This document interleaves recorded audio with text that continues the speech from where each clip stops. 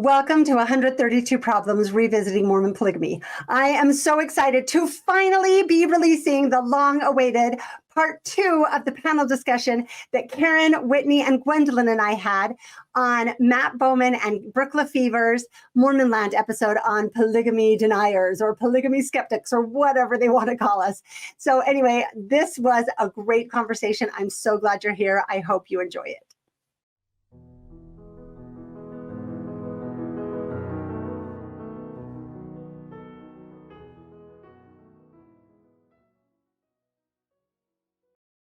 We are here for the second part of our panel discussion on the Mormon Land episode. The first part, we had such a fantastic discussion that I think we've all been really excited to get back together. So again, I am here with Gwendolyn Wine, and you can find her YouTube channel. It's just Gwendolyn Wine on YouTube. She does excellent work. Whitney Horning, who is the author of Joseph Smith Revealed, A Faithful Telling, as well as soon to be 3 other books. So, and we wanted to announce again that Joseph Smith Revealed will be coming out on, or probably already is out on Audible, is on audio. So we'll link to that below. That's great news. And Whitney has another book that's being published. Remind me the title of it, Whitney. Essays on Gospel Topics. That's right. Excellent. And also, I am here with Karen Hyatt to remind everybody she is what I like to call my fairy god producer who showed up on my doorstep and is editing my videos and is an immense help. And she is working on her own documentary of Joseph Smith's polygamy. So many people have asked for like a 2-hour or less video making the strongest arguments, and that's really hard because it's such a huge topic and we keep finding more and more. But that is what Karen is working on. Apparently I'm going to mix up everyone's names today. I've been talking to my kids too much today. So okay, we talked about so many things, but we only made it through half of the clip. So we're just going to dive right back in to our clips. Let me see which screen I need. Here it is. And I'm going to replay the last clip that we left off on, Brooke talking about how to be a good historian, which I love what she has to say. History is inherently, it's a discipline in which we argue with each other and we try to reinterpret things and we analyze evidence, and we're constantly kind of making new arguments and reinterpreting the past as we try to figure out what happened. There's nothing that's, sure in history, and every time we get new evidence, we will reanalyze and reevaluate the narratives that we've been telling. Okay, so for those who remember, in the first half, we talked a lot about the great things that both Matt and Brooke had to say about history, and basically their admissions that the evidence for Joseph Smith's polygamy is deeply problematic. It's, what was the word that Matt used for, like, it's very scant and missing? The paucity. The paucity of any contemporary, thank you, Karen, of any contemporary evidence. And then the highly problematic nature of the main body of evidence, which is the 30 to 40 years later Utah evidence. And I included this next clip just because I think it demonstrates well how people usually think about this. I really do appreciate that Matt and Brooke were more measured and more honest in their statements, but I think it was shocking to the interviewers. So I wanted to play this next question from Peggy Fletcher Sack, where she seems completely flummoxed, like doesn't even know where to go because she's so shocked by what she's hearing. At least that's what I hear here in this next attempt to come up with a question. So I'll just play that. So, Brooke and Matt, well, Brooke, what do the women who purportedly married Joseph have to say about all this? Did you guys notice that?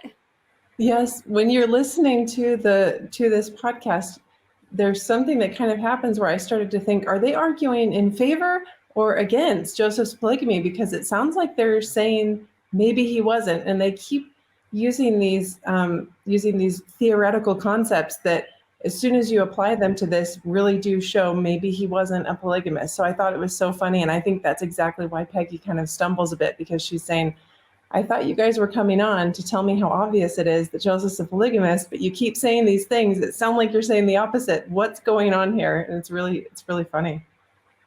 That was my thought exactly. It was almost shocking.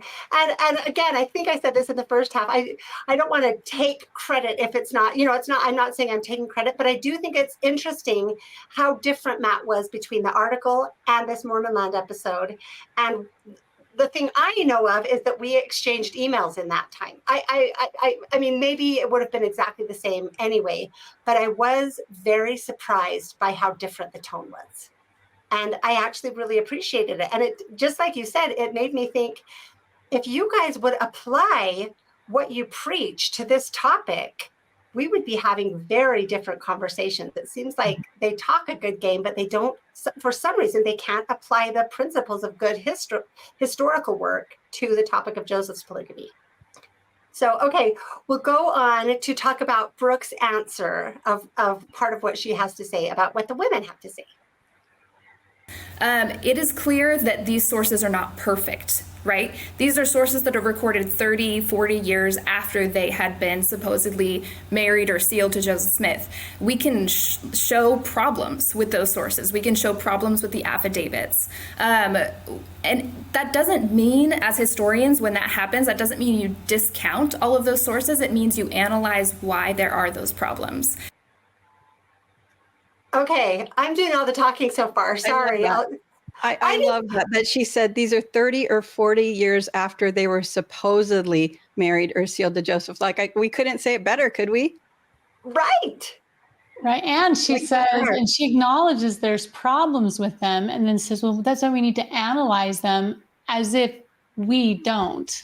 Right. That's exactly what we do. Right. Like in our last conversation, I think I just grabbed 5 quickly to show them. I think that we spend way more effort analyzing the affidavits and the later testimonies than the other side does, by far. And she goes on to say this again. So did anyone have anything else to say before I? Well, I just wanted to point out that Peggy uses the word purportedly, the wives who are the women who are purportedly married as wives.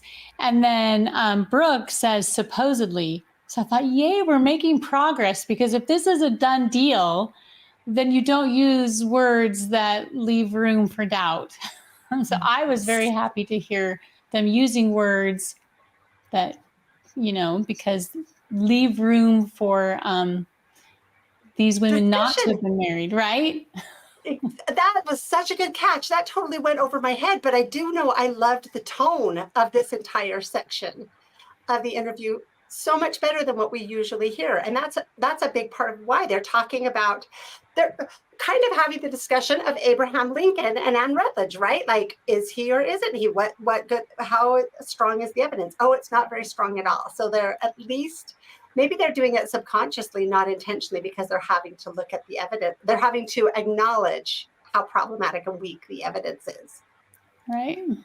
The other thing that I found so appalling is she said, we don't just ignore them, as if, do you know what I mean? As if we just ignore them. And I think she mentions it later, and I'll give my thoughts about that, because I think it's an interesting claim that she makes that, again, I think shows how limited their understanding of our work and our movement actually is. Yeah. I don't ignore them at all. I love some of their testimony. It's like, you got your marriage date wrong.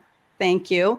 There's all those dates, or all three. None of them are right. And it's like, are you kidding? It's great to analyze them. And usually they fall apart. That's the part that it's like, analyze it, but then look at the results of your analysis. That's really helpful too, is to say, well, I analyzed it and I found out that it fell apart. Right. But they tend to go, well, I guess she's just bad with dates, or he's just bad with dates. What did Noble, Bates Noble, Joseph Bates Noble, Don Bradley totally acknowledges that he gave a multiple dates for when they all have to acknowledge it. Yeah, for when he supposedly sealed Louisa Beaman to Joseph Smith. And it's like, and it was at my house and he hadn't moved there yet.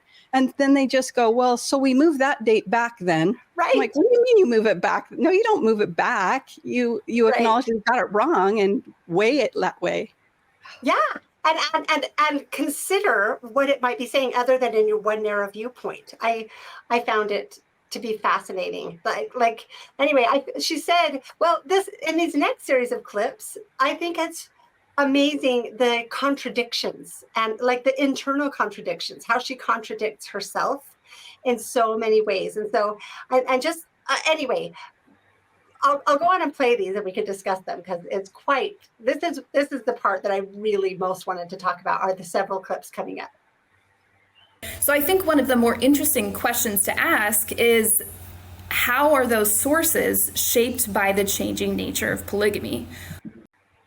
Again, I feel like that's exactly what we're asking, right? We just see the changing nature of polygamy differently. She acknowledged in her first clip that these are 30 to 40 years later, and then they continue to say, well, you wouldn't expect them to be perfect when it's that much later. Right, but the problem is they throw out all of the contemporary evidence. Just like they claim that we throw out all this later evidence, which we don't, we analyze it. They throw out all of the contemporary evidence, right? And they just come to it with the assumption they were lying and come up with reasons with no evidence to support their reasons. So, okay, we'll go on to the next clip. We know that the understandings of polygamy shift. So it's interesting to look at these later sources and say, okay, what are they misremembering, or what are they interpreting in light of these changes, in light of how polygamy is now understood in the 1870s and 1880s? That's something that as historians we do. We analyze those sources in that way. Okay, so can I share an example of how we analyze those sources in that way? This is exactly what we're doing, is looking at the changing nature of polygamy, as in Nauvoo, they had to hide it from Joseph. Joseph always preached against it. Then we can see the process of Brigham and others grooming the saints into it. We can see the explosion of marriages and children after Joseph and Hiram's death. Then we see them coming to Utah and developing the narrative, right? That's how I see the changing nature of polygamy. Does anyone have anything to add before I show these examples? Okay, so let me go ahead and share. Yes. I just wanted to chime in on that. I found that a really fascinating thing for her to say, because I can understand it from a historical perspective if we're just speaking about historical facts and events. But this is a church that's a religion that was supposed to have been restored to be the true church and to have all truth. So I find it fascinating that if you take what she's saying and overlay it over a church that is supposed to have been restored and have all truth, then it shouldn't have continued to shape and change. On one hand, right? And then you could say, well, we have a church that believes in continuing revelation and the restoration continues. So is that what she's trying to allude to? That Brigham Young changed doctrine because he was the then current prophet, and we do have a kind of a belief in a teaching that a living prophet kind of trumps a dead prophet. I mean, I'm just not totally sure what she meant by that, because to me, I don't think that's a good thing that sources are adapted to the changing nature of polygamy, because to me that means then why? And why was it, if it was restored by Joseph, why would the affidavits, why would the sources 30 and 40 years later have to be different? And what are they covering up? What are they different for? I don't know. I just found that a very curious thing coming from her, because I couldn't tell if she was speaking as a academic historian or if she was trying to speak as a member of the LDS Church. Does that make sense? Where I was a little confused by what she was trying to say. I'm not even sure if she is a member of the church or if she is an active or believing member. I didn't see that in her bio anywhere. So I'm not sure. I would assume she was speaking as a historian, but I think the point still stands that in that they are acknowledging that what they claim to have been Joseph's polygamy looked nothing like Brigham's and early Utah polygamy, and they are acknowledging that the narrative completely changed, and they are acknowledging, again, that the affidavits are not believable or are not historically accurate. They don't paint an accurate picture of what they claim to be talking about Joseph's polygamy, right? Like, and so, so then are they, okay, so I'm just trying to, I think I understand what's going on, but let me just try to figure this out for maybe listeners. So then in a simplified way, then are Matthew and Brooke confused by us and our stance because they think, the experts have spoken, it's done, it's a done deal, Joseph did polygamy. And then they're trying to, I do think they're trying to give us kind of a little bit of a benefit of the doubt. They are kind of saying, well, maybe the history isn't settled, right? And so we are saying what Brigham Young and the early Utah Mormons did with polygamy didn't look anything like what purportedly Joseph Smith was doing. So are they then are they looking at it with the lens of, okay, it's obviously different, so therefore all the sources are now different and they're based on it being different, instead of just saying it's different because Joseph didn't do it? Like, does that make sense? Where I'm kind of trying, like, I'm really just, it's a very, for me, what we're going to continue to play here, the clips get more and more confusing where they're at. Like, they're just like, they start, to me, speaking out of both sides of their mouth because they've got to uphold their PhD fellow historians, but yet what the work we're doing is because there is truth in the fact that the sources, quite honestly, don't support what they claim Joseph Smith did. I completely agree with that. Sense? Yeah, and I think just going along with that, this is a point better made later, so I'll just make it now, and then we can, I won't make it again later. But I think it is so interesting. As we go forward in these clips, we'll get to the parts where they explain why our movement is growing, why more and more people, which is so offensive. We'll talk about it. But what is amazing to me is that they always attribute it solely to motivated reasoning. We just have our reasons that we have to believe this. But I really honestly believe that we have about the least motivated reasoning of any of the groups, right? The polygamists absolutely need Joseph to have been a polygamist, right? Anybody in that camp, anyone who is practicing polygamy or who likes the idea of polygamy, right?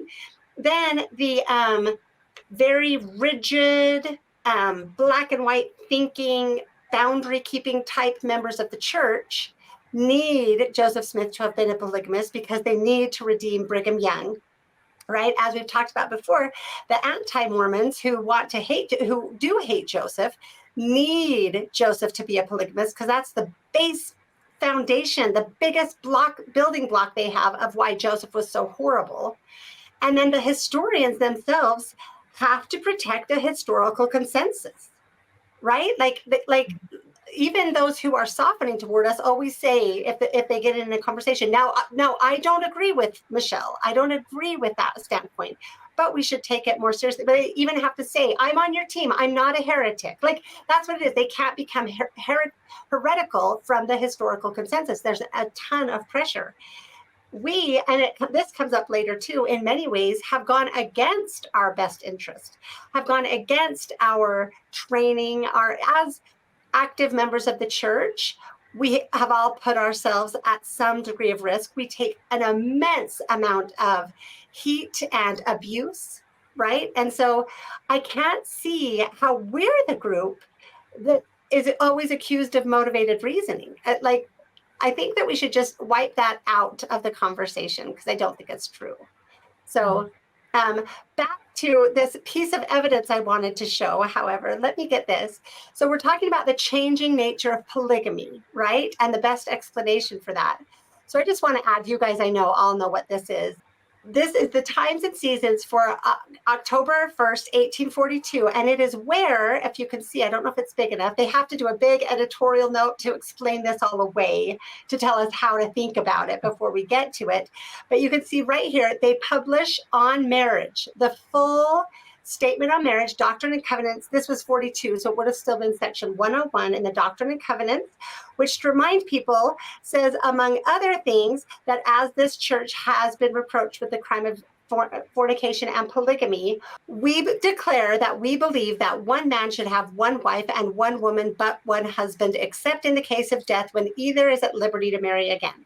They publish that entire statement, and then we can go down here below it. They write, we have given the above rule of marriage as the only one practiced in this church to show that Dr. John C. Bennett's secret wife system is a matter of his own manufacture, and further to disabuse the public ear and show that the said Bennett and his misanthropic friend, Origen Bachelor, are perpetuating a foul and infamous slander upon an innocent people and need but be known to be hated and despised.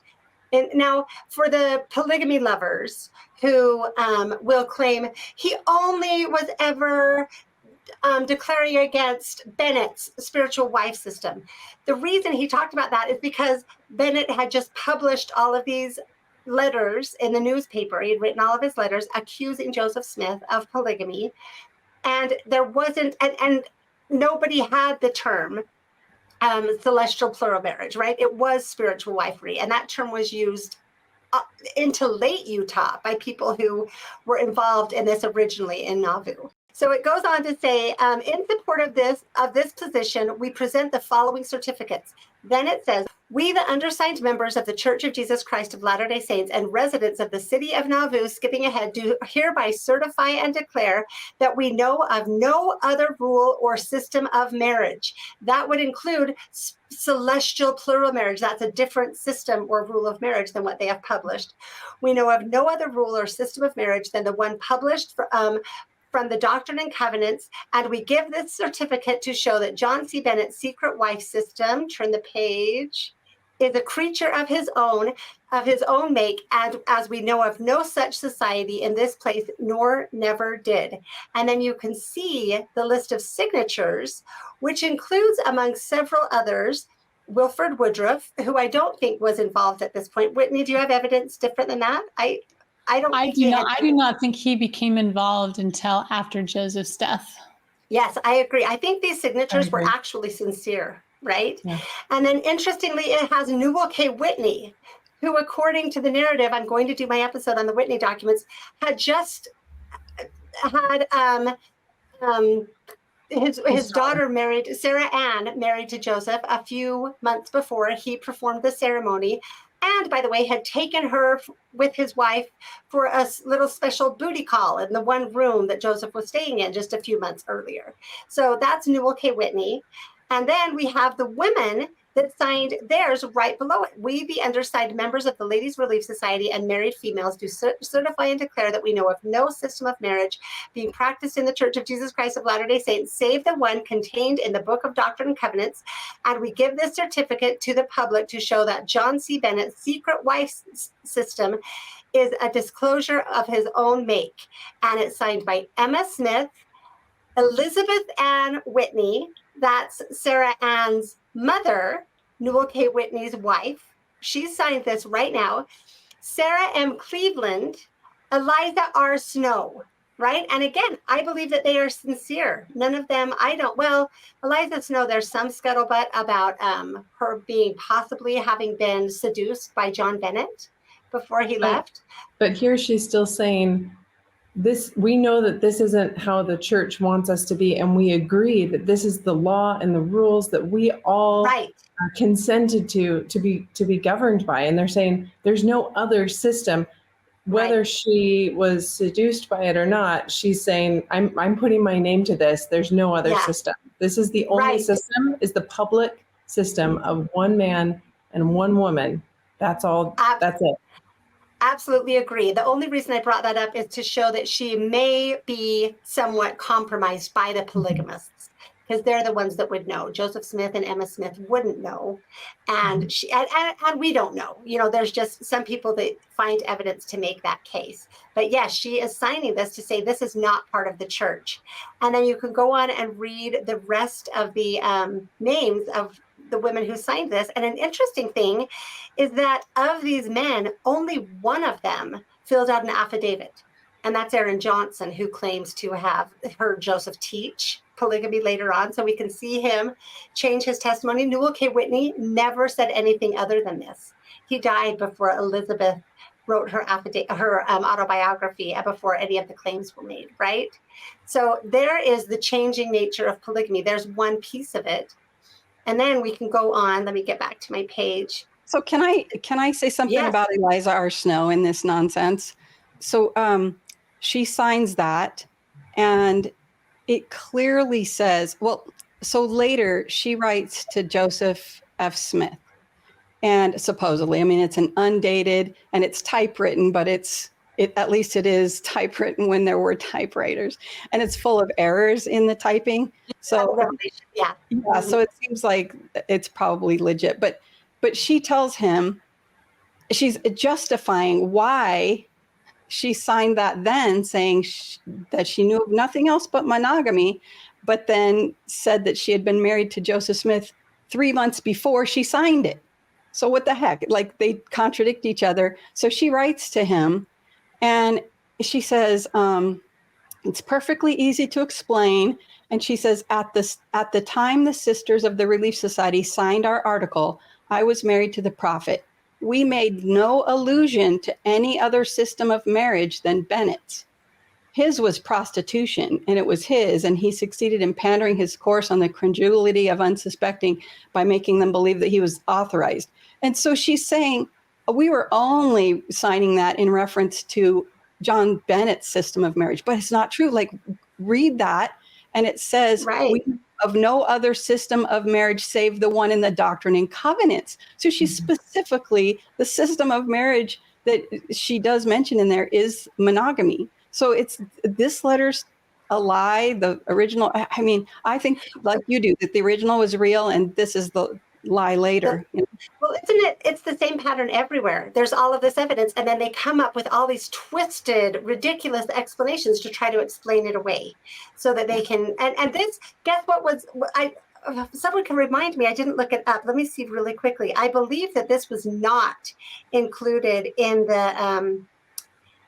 Sure enough, this was not included in the Joseph Smith history, in the church's history that they compiled, this Times and Seasons article, right? We had to get this from the Prices and from other sources, because this was not to be had in the Church of Jesus Christ of Latter-day Saints histories anywhere that I have seen.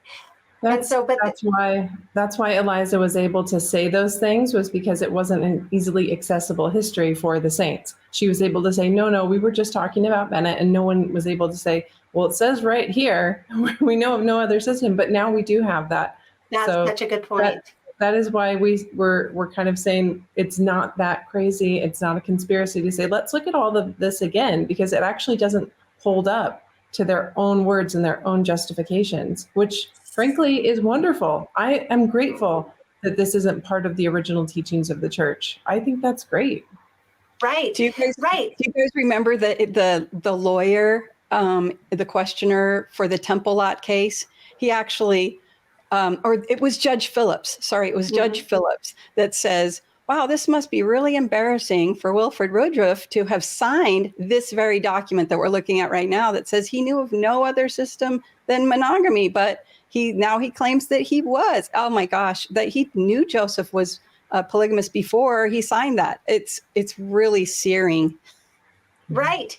And that's exactly right. And what Gwendolyn said is why, again, let's help the historians out as we go. This is why this movement is growing. If you want to understand it, it's because of things like that. The point that Gwendolyn just made, that they were able to lie about this source because nobody could see it. Now we can see it, and we can see the lie to try to explain it away. That does not help the standard narrative to feel credible. But so quickly, the points I wanted to make was that in looking at this, only people who came to Utah ever changed their story, right? Like Wilford Woodruff. Those who didn't come to Utah didn't, and someone can tell me if I'm wrong. I looked it all up, and that's what I saw, unless I missed something, but that's what I saw. And so now I want to share this, and I'll just show you.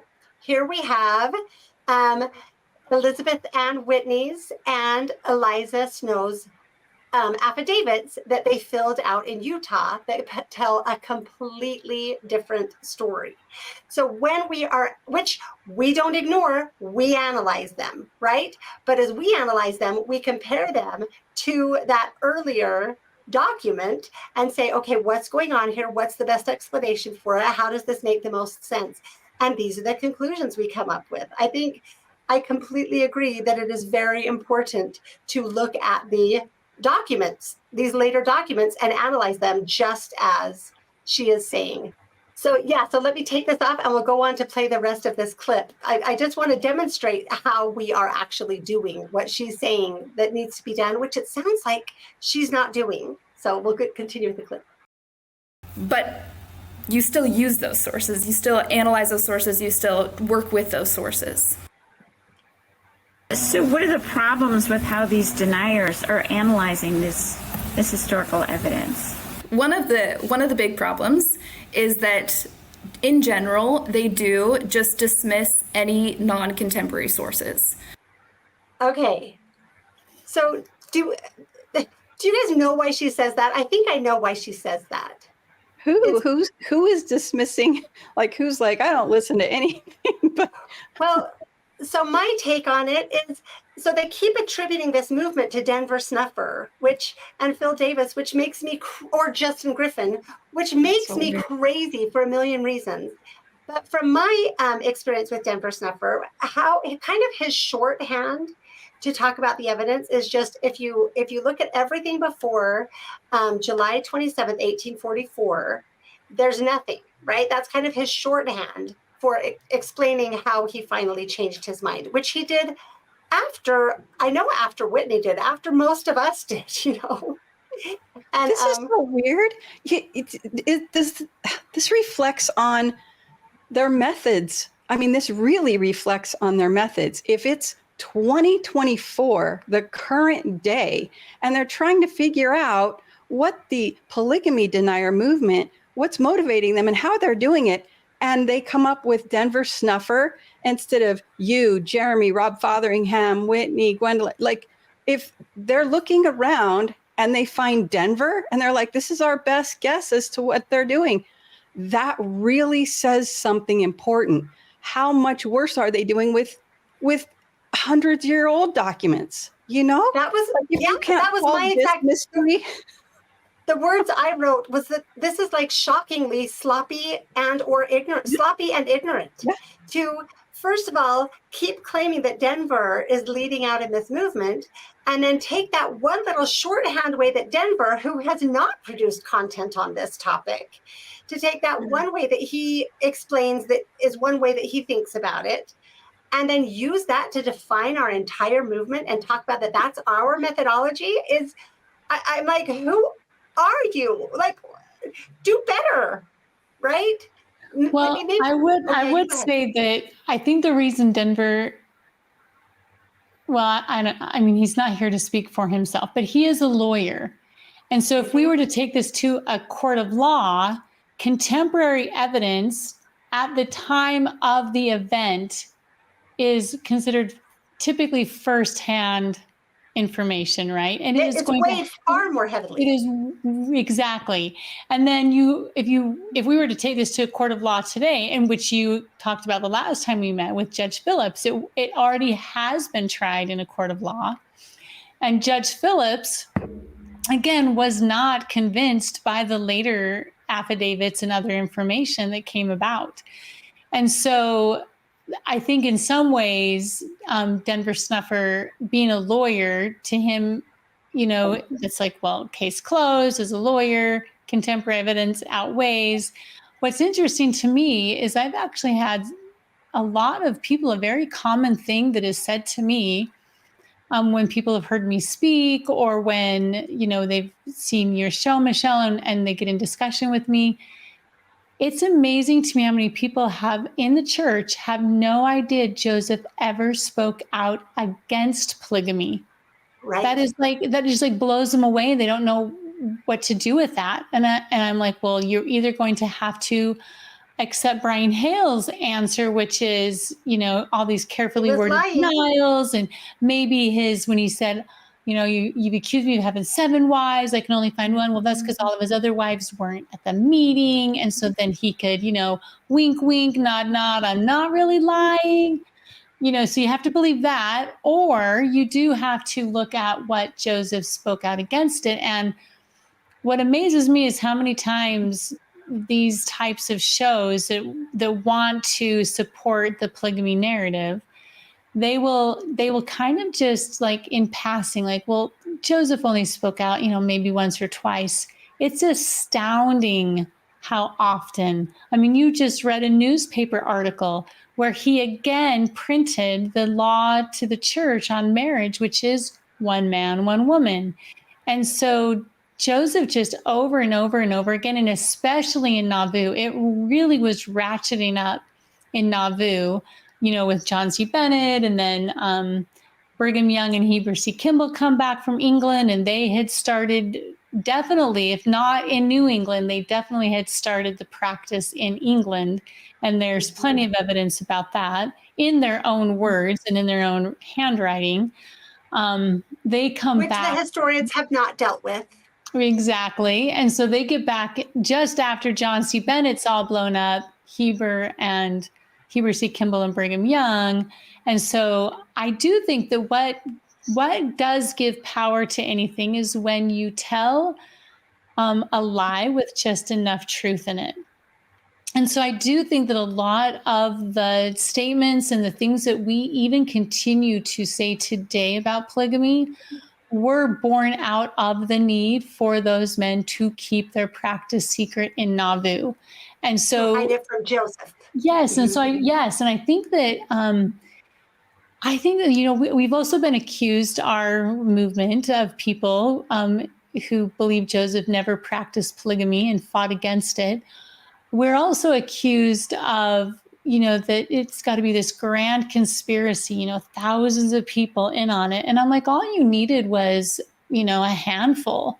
And if you go look at a lot of these affidavits, a lot of the people will make statements, people who talk about being taught the principle, they will make statements that they heard it from so-and-so. And that so-and-so isn't Joseph. Well, so-and-so told me. Well, okay. So that's why I believe the contemporary evidence is so important.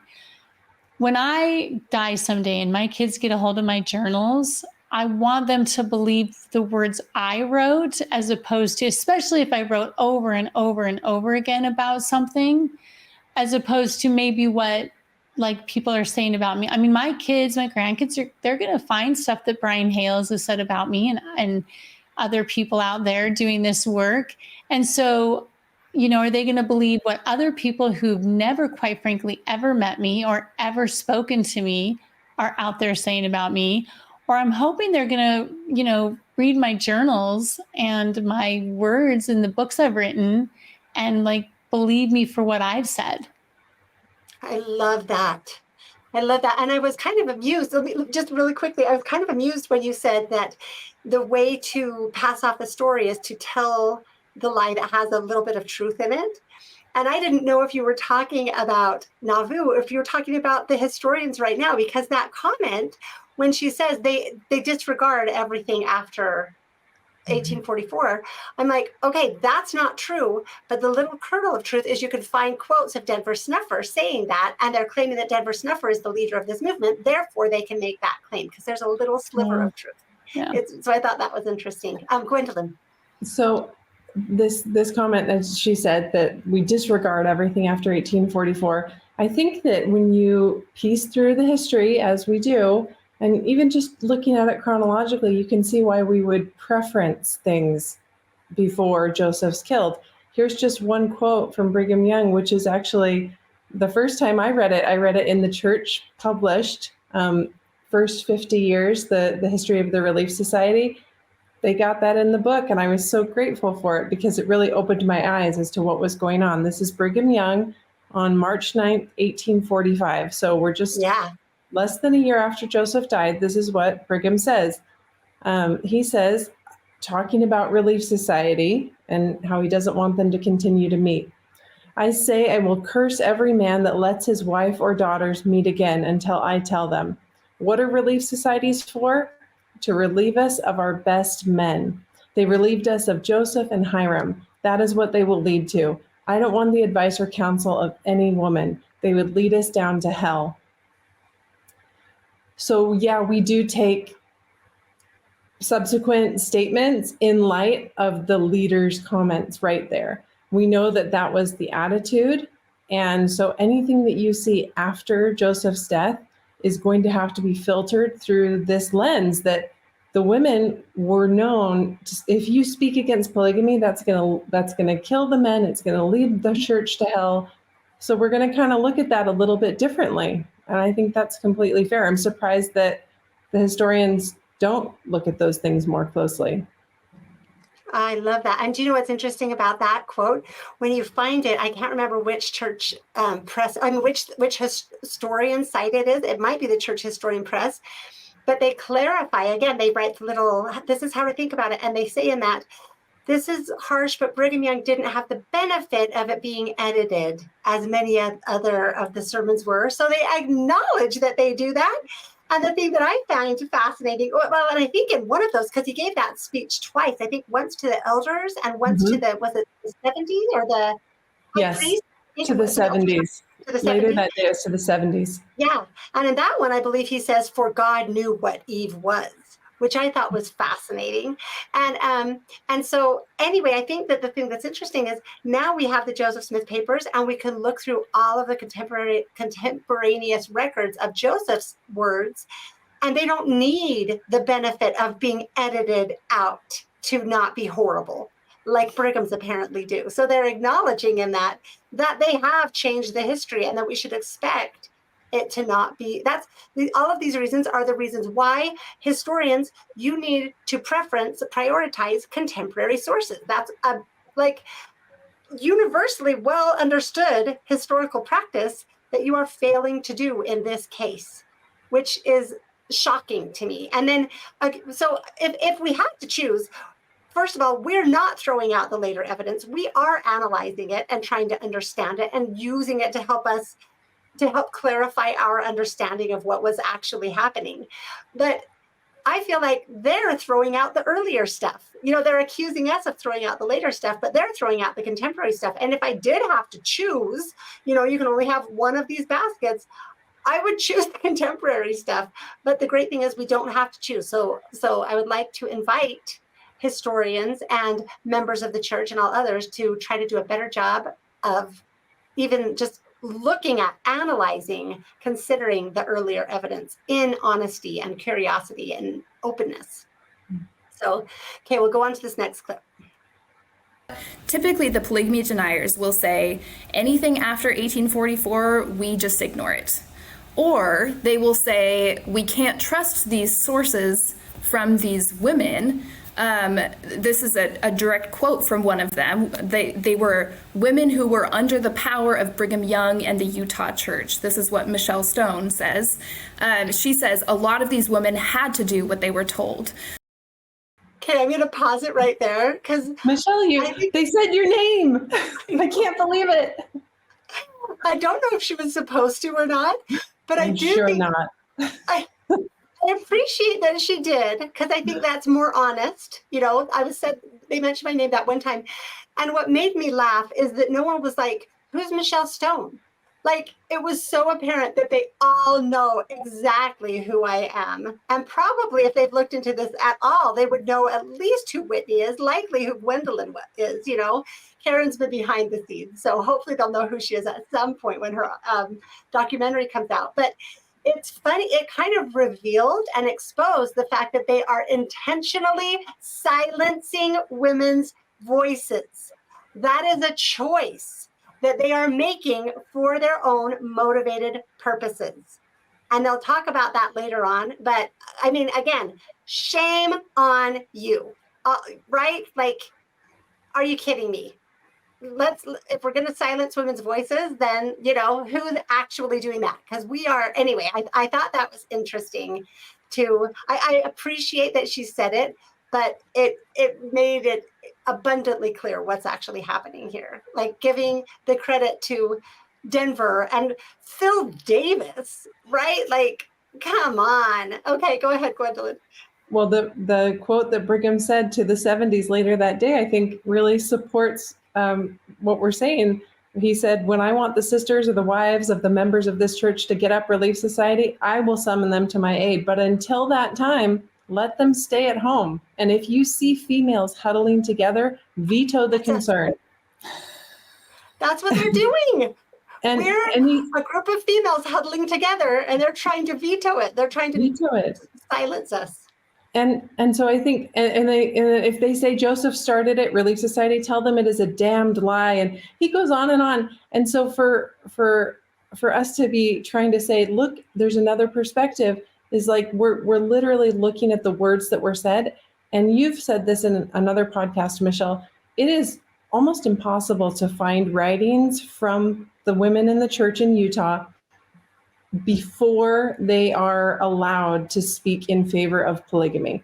It's just, there's a real silence in Utah. Including those who kept journals their entire lives.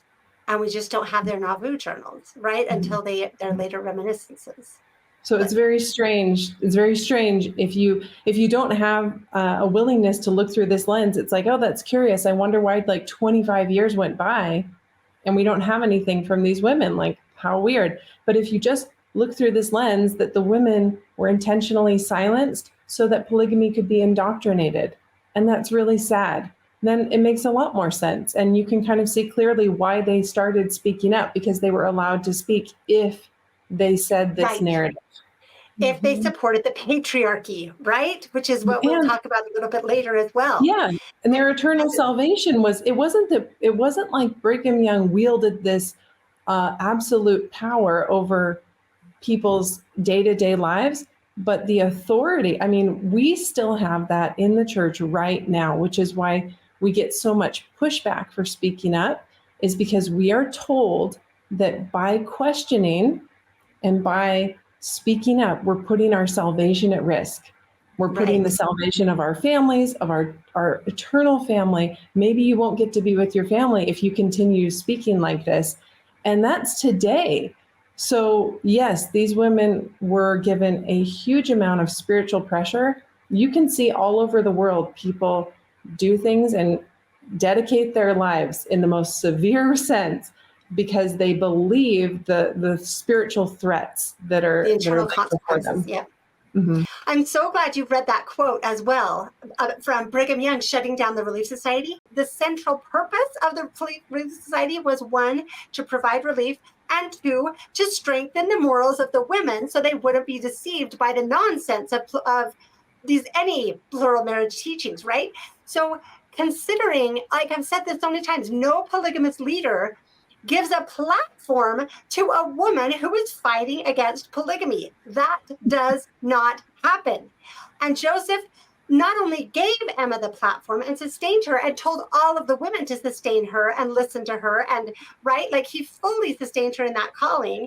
And he did everything he could to support the Relief Society. He gave them a plot of land, everything he could do, and gave them their own independence and platforms to speak. And he let them use his scribe or his ghostwriter to write the voice of innocence for them, and many more things. And then we have Brigham shutting it down, speaking this way about women and blaming women, right? So that should be a huge indication of whose this actually was, Joseph's versus Brigham. Another thing they constantly ignore or kind of lamely explain away that in ways that don't make any sense. Okay, Whitney, I went off a little long. Sorry about that. No, that was great. So I just wanted to add, when she's making that statement about you, and that you just give Brigham all this power. And I think, well, that's one of the things that the people today, non-Mormons, anti-Mormons, and apologetic Mormons claim that Joseph was kind of this, theocratic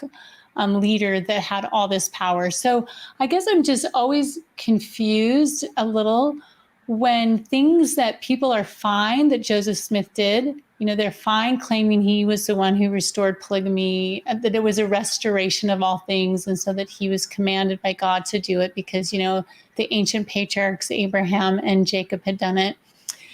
But it was okay that Joseph did that, but it's not okay if Brigham did. And then, Right. it's okay if Joseph ruled with, all power and was a tyrant, but it's not okay if Brigham did. Brigham didn't do that. And I think, for me, as I've delved into these topics and really delved into our church history, I have come to fully believe that I did not know Joseph Smith. I knew a caricature of him that I had been taught in this church growing up, but I didn't actually know him. And so and I actually didn't really know Brigham Young.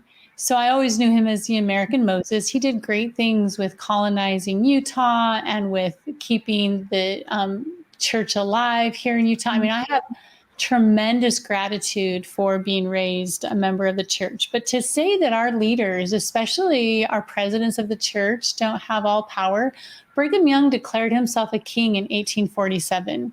There were saints, converts from England. There's journals of them writing that they were so blessed to come and work for the king, and that they lived in little sheds in his, on his property, living on bales of hay for their bedding and cooking in open pit fires, but how blessed they were to serve the king, Brigham Young.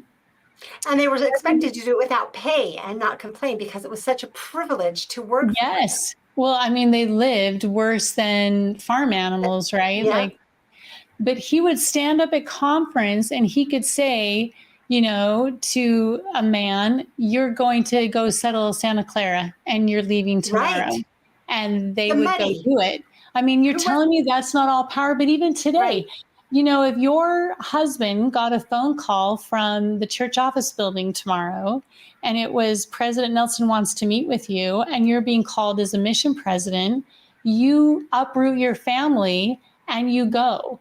So to say that there isn't this idea that there's all this power, and I'm not saying that's necessarily bad or good. I mean, if we're trying to serve the Lord and build up the kingdom of God, but you have to be really careful. I mean, Joseph from Liberty Jail wrote to the men and said, I'm learning that most men get a little power as they suppose, and they wield it unrighteously. To exercise unrighteous dominion. They exercise unrighteous dominion. And so I just think that it's just fascinating to me, to be honest, that she even said that, because it just proves the ignorance actually of what the women lived like in Utah, the ignorance of how Brigham ruled the church, and he considered the church a kingdom. He did consider himself a king. It took the U.S. government sending an army to dethrone him and to put in place a governor, right? And so I guess I just think you can throw out all these barbs at us and what we're trying to do all you want, but all they're doing is they're trying to instill fear and they're trying to make us sound stupid. Like there's nothing to see here. These are just a bunch of little, little ladies, maybe like we're little clowns or whatever, and we don't know anything. We're really not doing anything worthwhile or any good research. We're just girls. And I just think you're like that's kind of cool in a way that we are that we're becoming something to reckon with, that they even have to take their time to make something and all they can do, the best they can do is to try and cast doubt on our work and to instill fear so that people will stay away from it. Right. And okay, so you went into this now. She has several more quotes about Brigham Young's power and about the women. And I love everything you just said. I'll play a few more quotes, but I wanted to respond to one of the things you said, because I thought about that too. And that was part of why I wanted to show this Times and Seasons from October 1st, 1842, with Newell and Elizabeth Whitney, to show how much power they're okay attributing to Joseph Smith. Joseph Smith, how many of his supposed wives signed this, right? And other men engaging in polygamy. And he had the power to make them outright lie. Despite his constant ongoing teachings and revelations through the Doctrine and Covenants, the liar shall be thrust down to hell, and right? The things that Joseph Smith said about lying, and yet he got all of these people to lie with no problem at all. And none of them like Newell K. Whitney kept that lie until the end of his life, right? So most of those people kept living that lie. Only a few, like Elizabeth Whitney, as a much older widow, ever contradicted, and Eliza Snow, who gained so much power. So anyway, so that is such, I feel like every argument they make is not consistent, is not well thought out, is not applied to both sides. And that was one example. And so Whitney, I loved everything you said. Also, and there's so much more.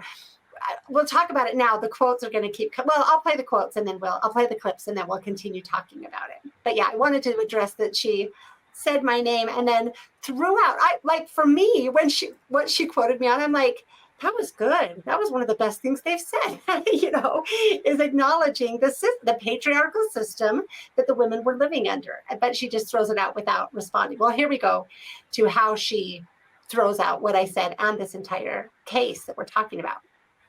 Dismisses, and a lot of these polygamy deniers dismiss the sources from the women who claim to be Joseph Smith's plural wives, claiming that they were just fabricating these stories, that they were lying because Brigham Young forced them to do so. And the problem with that is, of course, they don't actually have evidence that Brigham Young had that type of power. Did Brigham Young have a lot of power in the Utah church? Absolutely. But there were also women who did speak against him. Okay, I've got to pause it right here because that shocked me. I'm assuming it did all of you as well. Like, that was shocking to claim Brigham didn't have that kind of power. And this is the main thing. This actually, I have pages and pages. So I decided this needs to be its own episode. So I'm just going to do a separate episode for me of Brigham's power and the evidence for Brigham's power that I cannot. This is a PhD candidate in history specializing in women's issues. And she says this? Okay, we'll go on to play more of this clip because there are some things I want to respond to, but I will be doing a full episode. So Brooke, I hope you'll watch it because I think it would be helpful for you to see the evidence of Brigham's totalitarian power that I can't believe you just denied. I don't even know what to do with that. So let's continue. There were women who denounced polygamy. There were women who left the church. There were women who left Utah. There's not enough evidence to support this idea that Brigham Young had so much authority that he could force all of these women to lie for their entire lives. Okay, so I want to respond. One part I do want to respond to is her claim that there were women who left. There were women who stood up against it, right? I guess, I felt like, okay, Annalisa Webb had a ton of support and help to get out of Utah and to tell her story, right? To me, when we look at what's the number one thing that abusers or controllers, I should say, that controlling people do, they isolate. They were in Utah. Saying they could just get up and leave, saying that as anybody, but as a feminist historian, I found that to be shocking. It's like saying, oh, Rosa Parks refused to move to the back of the bus. So there wasn't a problem with racism in America because look, she stood up against it. Is that a fair comparison? That kind of struck me. What in the world is she talking about? Anyone have? Do you guys remember the talk that Brigham Young gave where he talks about how he's going to liberate the women? I know you guys remember it. That's in my list for the episode. Yes. Uh-huh. I have to read it, right? Can I read it real quick? Yeah. Uh-huh. Okay, I'm just going to, it's just a couple short paragraphs. Now for my proposition. And this was like the end of September in Utah. So he talks about 2 weeks from now, which places you at the middle of October in Utah. And can I also just add, we have many cases of people starving to death in Utah, right? There was not a support system. There was not any means of child support or alimony, right? There was nothing like that. And you had an ancestor, did you not, that starved to death? So, yeah, and she was not the only one. There are many cases of extreme poverty. It was usually, the stories I know of are usually women who either starved to death or froze to death. Right. Mm-hmm. So yeah, so here's Brigham Young's words. And if you want to, I mean, it's funny because it's like, oh, they claim that the people were under Brigham's thumb. I'm like, listen to the words he uses himself in this speech. Now for my proposition, it is more particularly for my sisters, as it is frequently happening that women say they are unhappy. Like, this is how you know they're unhappy, because Brigham's telling you. Men will say, my wife, though a most excellent woman, has not seen a happy day since I took my second wife. No, not a happy day for a year, says one, and another has not seen a happy day for 5 years. It is said that women are tied down and abused, that they are misused and have not the liberty they ought to have, that many of them are wading through a perfect flood of tears because of the conduct of some men, together with their own folly. I wish my own women to understand that what I'm going to say is for them as well as others. I am going to give you from this time to the 6th day of October next for reflection, that you may determine whether you wish to stay with your husbands or not. And then I am going to set every woman at liberty, my women with the rest. Go your way.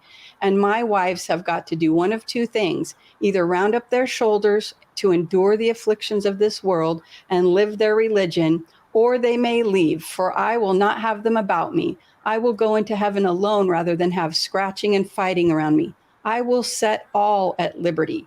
What, the first wife too? Yes, I will liberate you all. That's his words. I'm going to liberate you. That's so creepy. And if you're going to pretend like, oh, he didn't have power, and when he's using this kind of language, that's just disingenuous. It's insane. Yes. And also all of the rhetoric of blood atonement, which we have evidence of was occurring. Like, yes, Gwendolyn, go ahead. And then in our own family stories, Michelle's, as yours was just mentioned, in my family history, one of my female ancestors was married to Brigham's brother, John Young. And she was a widow, but she was a young widow. When we talk about the widows, we're not talking about 70-year-old widows. We're talking about 20-something girls. And John was older. And so he married her. And after they had one child, and I think his name was Heber, actually. But after this one child, she could not stand the abuse anymore. She said she would not live. This is one of the histories that I've been able to find. Everything else is a much different story, but this one history talked about her not being willing to live with the abuse anymore. She didn't feel like he treated her children in any kind of a loving way. And so she left. But when she left, she wasn't able to get all the way back across America, back to society. She just left and got to the side of a mountain. And Brigham and John tracked her down and came to where she was living on the side of the mountain as a single mom with her children. I think her oldest son at the time was 13.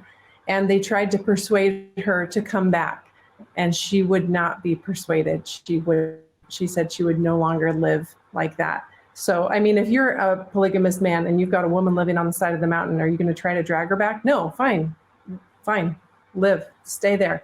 And so she did, and they allowed that, right? They quote unquote allowed her to live on the side of a mountain. And that was how she was able to live out her life. And whether it was because she had a testimony of the gospel of Jesus Christ, which they intertwined with polygamy to that was inextricable just degree. As we think about the gospel now as the temple and follow the prophet, they thought about the gospel as polygamy. That was what was right. The central doctrine that was how you lived the gospel. So whether she did not leave because she could not leave, which I think it makes the most sense. How can you leave? What do you eat? How do you walk across thousands and thousands of miles by yourself as a single mom with your little children? Or because she stayed because she had a testimony of the gospel and knew that this would work out somehow, which is frankly what we're trying to do today. We're trying to help this work out. We've got to work this out because it's not part of the gospel of Jesus Christ. This was the threat of their eternal salvation, and people did what they could, but there's only so much that they could do. Mm-hmm. Yeah, and just like Whitney was talking about how Brigham would just assign people where to go live, he would also just assign teenage girls who they had to go marry, right? And like, anyway, and 22-year-old widows, and they were just given. Right. Yeah. And he projected that onto Joseph. If you guys know the story that Brigham tells about his own sister Fanny, he says that there's this story where Fanny and Joseph and Brigham, I guess, were all, having a chat. And Fanny says, well, when I get to the other side, I just want to be a ministering angel. I don't want to do anything but that. And Joseph said, oh, sister, you do not know what you want. Here, Brigham, seal me to her right now. And so he sealed his sister Fanny to Joseph. And that's Brigham's story. And it's like, you're projecting. That's so gross. Mm-hmm. Whitney. Well, I also want to just make the correlation between what Gwendolyn was just speaking of with her ancestor who left, that is what Brooke is doing in this Mormon land. She's saying, well, there were women who left. So therefore, somehow, because there were women who did leave, somehow then that means that all the women who stayed loved it, enjoyed it, and were not coerced into creating these affidavits in support of it, right? That's just like, it's just a ridiculous comparison. Oh, yeah. I completely agree with you. It's like everything, not everything, I can't say everything, but again, Brooke talks a good talk, but all of her statements on this topic seem to be downright anti-woman. Like, anyway, we'll get to it. We'll get to it more as we go on, but I really did just find this entire section to be quite unbelievable, right? And so, okay, we'll go on to her next claim on this same topic. And the problem with it, for me, I am trained as a feminist historian, right? I'm trained in feminist theory. So I spend a lot of my time analyzing women's historical agency. And it's completely valid to interrogate the levels of agency that women had within certain patriarchal structures. Women's historical agency is almost always constrained by certain patriarchal structures. Did you notice right there, she said almost always, like as in there are very few exceptions of where it's not constrained by patriarchal structure. And so they're looking like at the history of America and saying how constrained women are. I would like to see a comparison done of like rating the amount of patriarchal control over women and see where Brigham Young's Utah ranks. Right? I'm guessing that Brooke would claim that women in general in America in the 1850s, 1860s, 1870s, 1880s were quite constrained. Yet in Utah, there were women who left. So the women had complete freedom in Utah. I mean, what is she even saying? I'll keep going, okay? And women can face severe repercussions for resisting or violating those constraints of patriarchy. All right, isn't that exactly what we're saying? This whole talk, I'm shocked. Things that I study that I'm very interested in, and looking at how do women work within patriarchal structures, and how do they, what benefits do they get from supporting patriarchy? So those are questions that I really care about as a historian. However, there's just not enough evidence to support this idea that women like Eliza R. Snow and Zina D. Young, Mary Elizabeth Rollins Leitner, Sarah Ann Whitney, Helen Mar Kimball, that they were all being forced to say these things, to say that they had been married to Joseph Smith, that they were Joseph Smith's plural wives. So, I'm sure Brigham Young wished he had that kind of power in Utah, but there's not evidence to support the fact that he did. I don't even know what to say. At least she acknowledges that he's power hungry. Like he wished he had that kind of power. Right. And again, she freely attributes that power to Joseph in Nauvoo.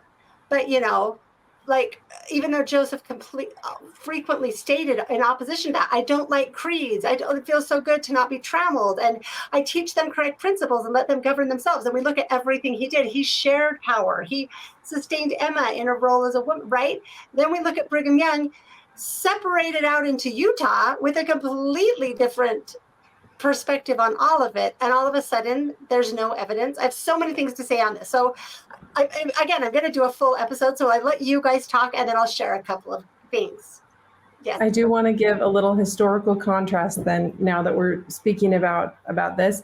I want to read something from Hiram Smith, and then I'm going to read something later that Phoebe Woodruff said. So just to kind of Yes, I have contrast the same quote. Okay. how the women were encouraged to be. Okay, so Hiram talked about polygamy, and he was saying this spiritual wifery, polygamy, all the terms. This is not coming from us. It's not coming from God. And then he says to the sisters, I give the sisters leave to wring a man's nose that teaches such stuff. I'll bear you out in it. Give him justice. And I just love that. He's like, wring a man's nose if he tells you that these things are of God. This is not of God. And then he says it like 4 times. Oh yeah, Wring over his and nose, over. like Over and over again. Yeah, it's He's a very empowering long, the women. I think this is the 1844 talk that I just It is. got on It's April 8th, 1844. Mm-hmm. Yes. So he says it again and again and again. And then later we hear Phoebe Woodruff say things in favor of polygamy publicly. And she is then reported to have been asked, how is it that you have changed your views so suddenly about polygamy? I thought you loathed and hated it. Phoebe Woodruff said, I have not changed. I loathe the unclean thing with all the strength of my nature. But sister, I have suffered all that a woman can endure. I am old and helpless and would rather stand up anywhere and say anything commanded of me than to be turned out of my home in my old age, which I should most assuredly be if I refuse to obey counsel. So we have the men during Joseph. They ignore that. They ignore those kinds of statements. Mm-hmm. Yeah. And they're saying, well, that one was maybe secondhand, and so maybe that's not from her. And it's like, yeah, that's like kind of the problem with most of the pro-polygamy statements too. But we do have, during Joseph's lifetime, contemporaneous evidence that they were telling the women, do not believe this. We authorize you to give women, as you were saying earlier, to give the women authority to speak against it. And that was the purpose of Relief Society, was to make it so that the men weren't the only ones preaching this. They authorized the women to come up to preach this with them, and then continued to preach that same tune and say, wring their noses, do all these things. But then later on, the women knew, if we say one word against it, I will be turned out of my house as an old woman. And I don't want that. And you can see how individuals would be personally incentivized to not become homeless in their old age. Like, that's not hard. Absolutely. Absolutely. The voice of innocence does the same thing. It empowers the women to kick people out of their homes, kick them out of their community. Like Joseph and Hiram, I love that you brought up that comparison. We're empowering the women. Brigham was silencing them. And then later on, when he did start, we have all of those, let's see, when was Relief Society started? Wasn't it 20 years? We have 2 decades of almost nothing from Eliza Snow. We don't have any sermons from her. We don't have, I don't think, even very many writings of her. She wasn't even published like in the newspaper, if I recall correctly. You know, and then all of a sudden, Relief Society starts up and Eliza comes to great prominence because she was she was supporting the patriarchy, the polygamy narrative. And I wanted to respond. Thank you so much for that, Gwendolyn. And I wanted to respond also. She says there's no evidence to support that Brigham had this kind of power. And this is what I've decided to do a full episode on, because the evidence is too much to include. But just a couple of things I wanted to talk about. Like, I think the book that won the historical award a couple of years ago was called Sally in Three Worlds. And it talks, it's by Virginia Kearns, and I wanted to bring it up because I would assume that a historian in this field would know about this award-winning book. And it talks a ton about the culture in early Utah. Like, one of the examples I remember, they would have these planks that, you know, they had the irrigation canals that went down the sides of the road, and they had planks over them that you would have to cross over. And people that would come to Utah would be shocked to watch, because in the rest of the country, and probably the rest of the civilized world, the culture was ladies first, right? A man would step aside and maybe assist a woman. In Utah, the men aggressively went first. There could be a woman trying to manage all of her children, and the men went first. because the man goes first. And I should have included the conference talk. I've spoken about it before, where it says, he explains why we say brothers and sisters instead of ladies and gentlemen, because we don't want to flatter the women by putting them in the head when it's the man that's the head, right? And all of this contributes to my mom going through the temple as a engaged, she was getting married the next day, and her first time through the temple, she was told that she needed to walk behind, not beside her husband in the temple, right? And that's something that was enforced, at least for her, in the Salt Lake Temple at that time. That was not only one time she was told that. That was the culture of the temple. In fact, I can't even remember when I went through first. I have a fleeting memory of wondering why my mom was walking behind my dad. And so at least she didn't tell me that, but that really was the culture. And then I'll let you guys respond if you have anything to say. And then I do want to talk about the list of women that she included there at the end. Did anyone else want to talk about that first, or anything else? Well, I do want to kind of expand a little bit what you're saying here about the temple and about the way women were treated. I do think that we have lingering still feelings about that.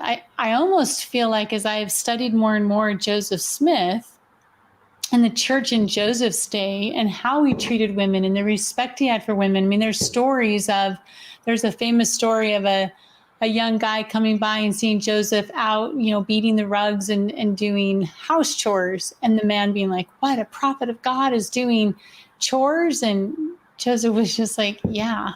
His respect and admiration. And he was chastised by the Lord in the very early days of his marriage by not being able to translate anymore. We have that story in our scriptures and in Joseph's history that he lost the gift of translation. And when he went out and prayed, the Lord let him know it was because he wasn't kind to Emma.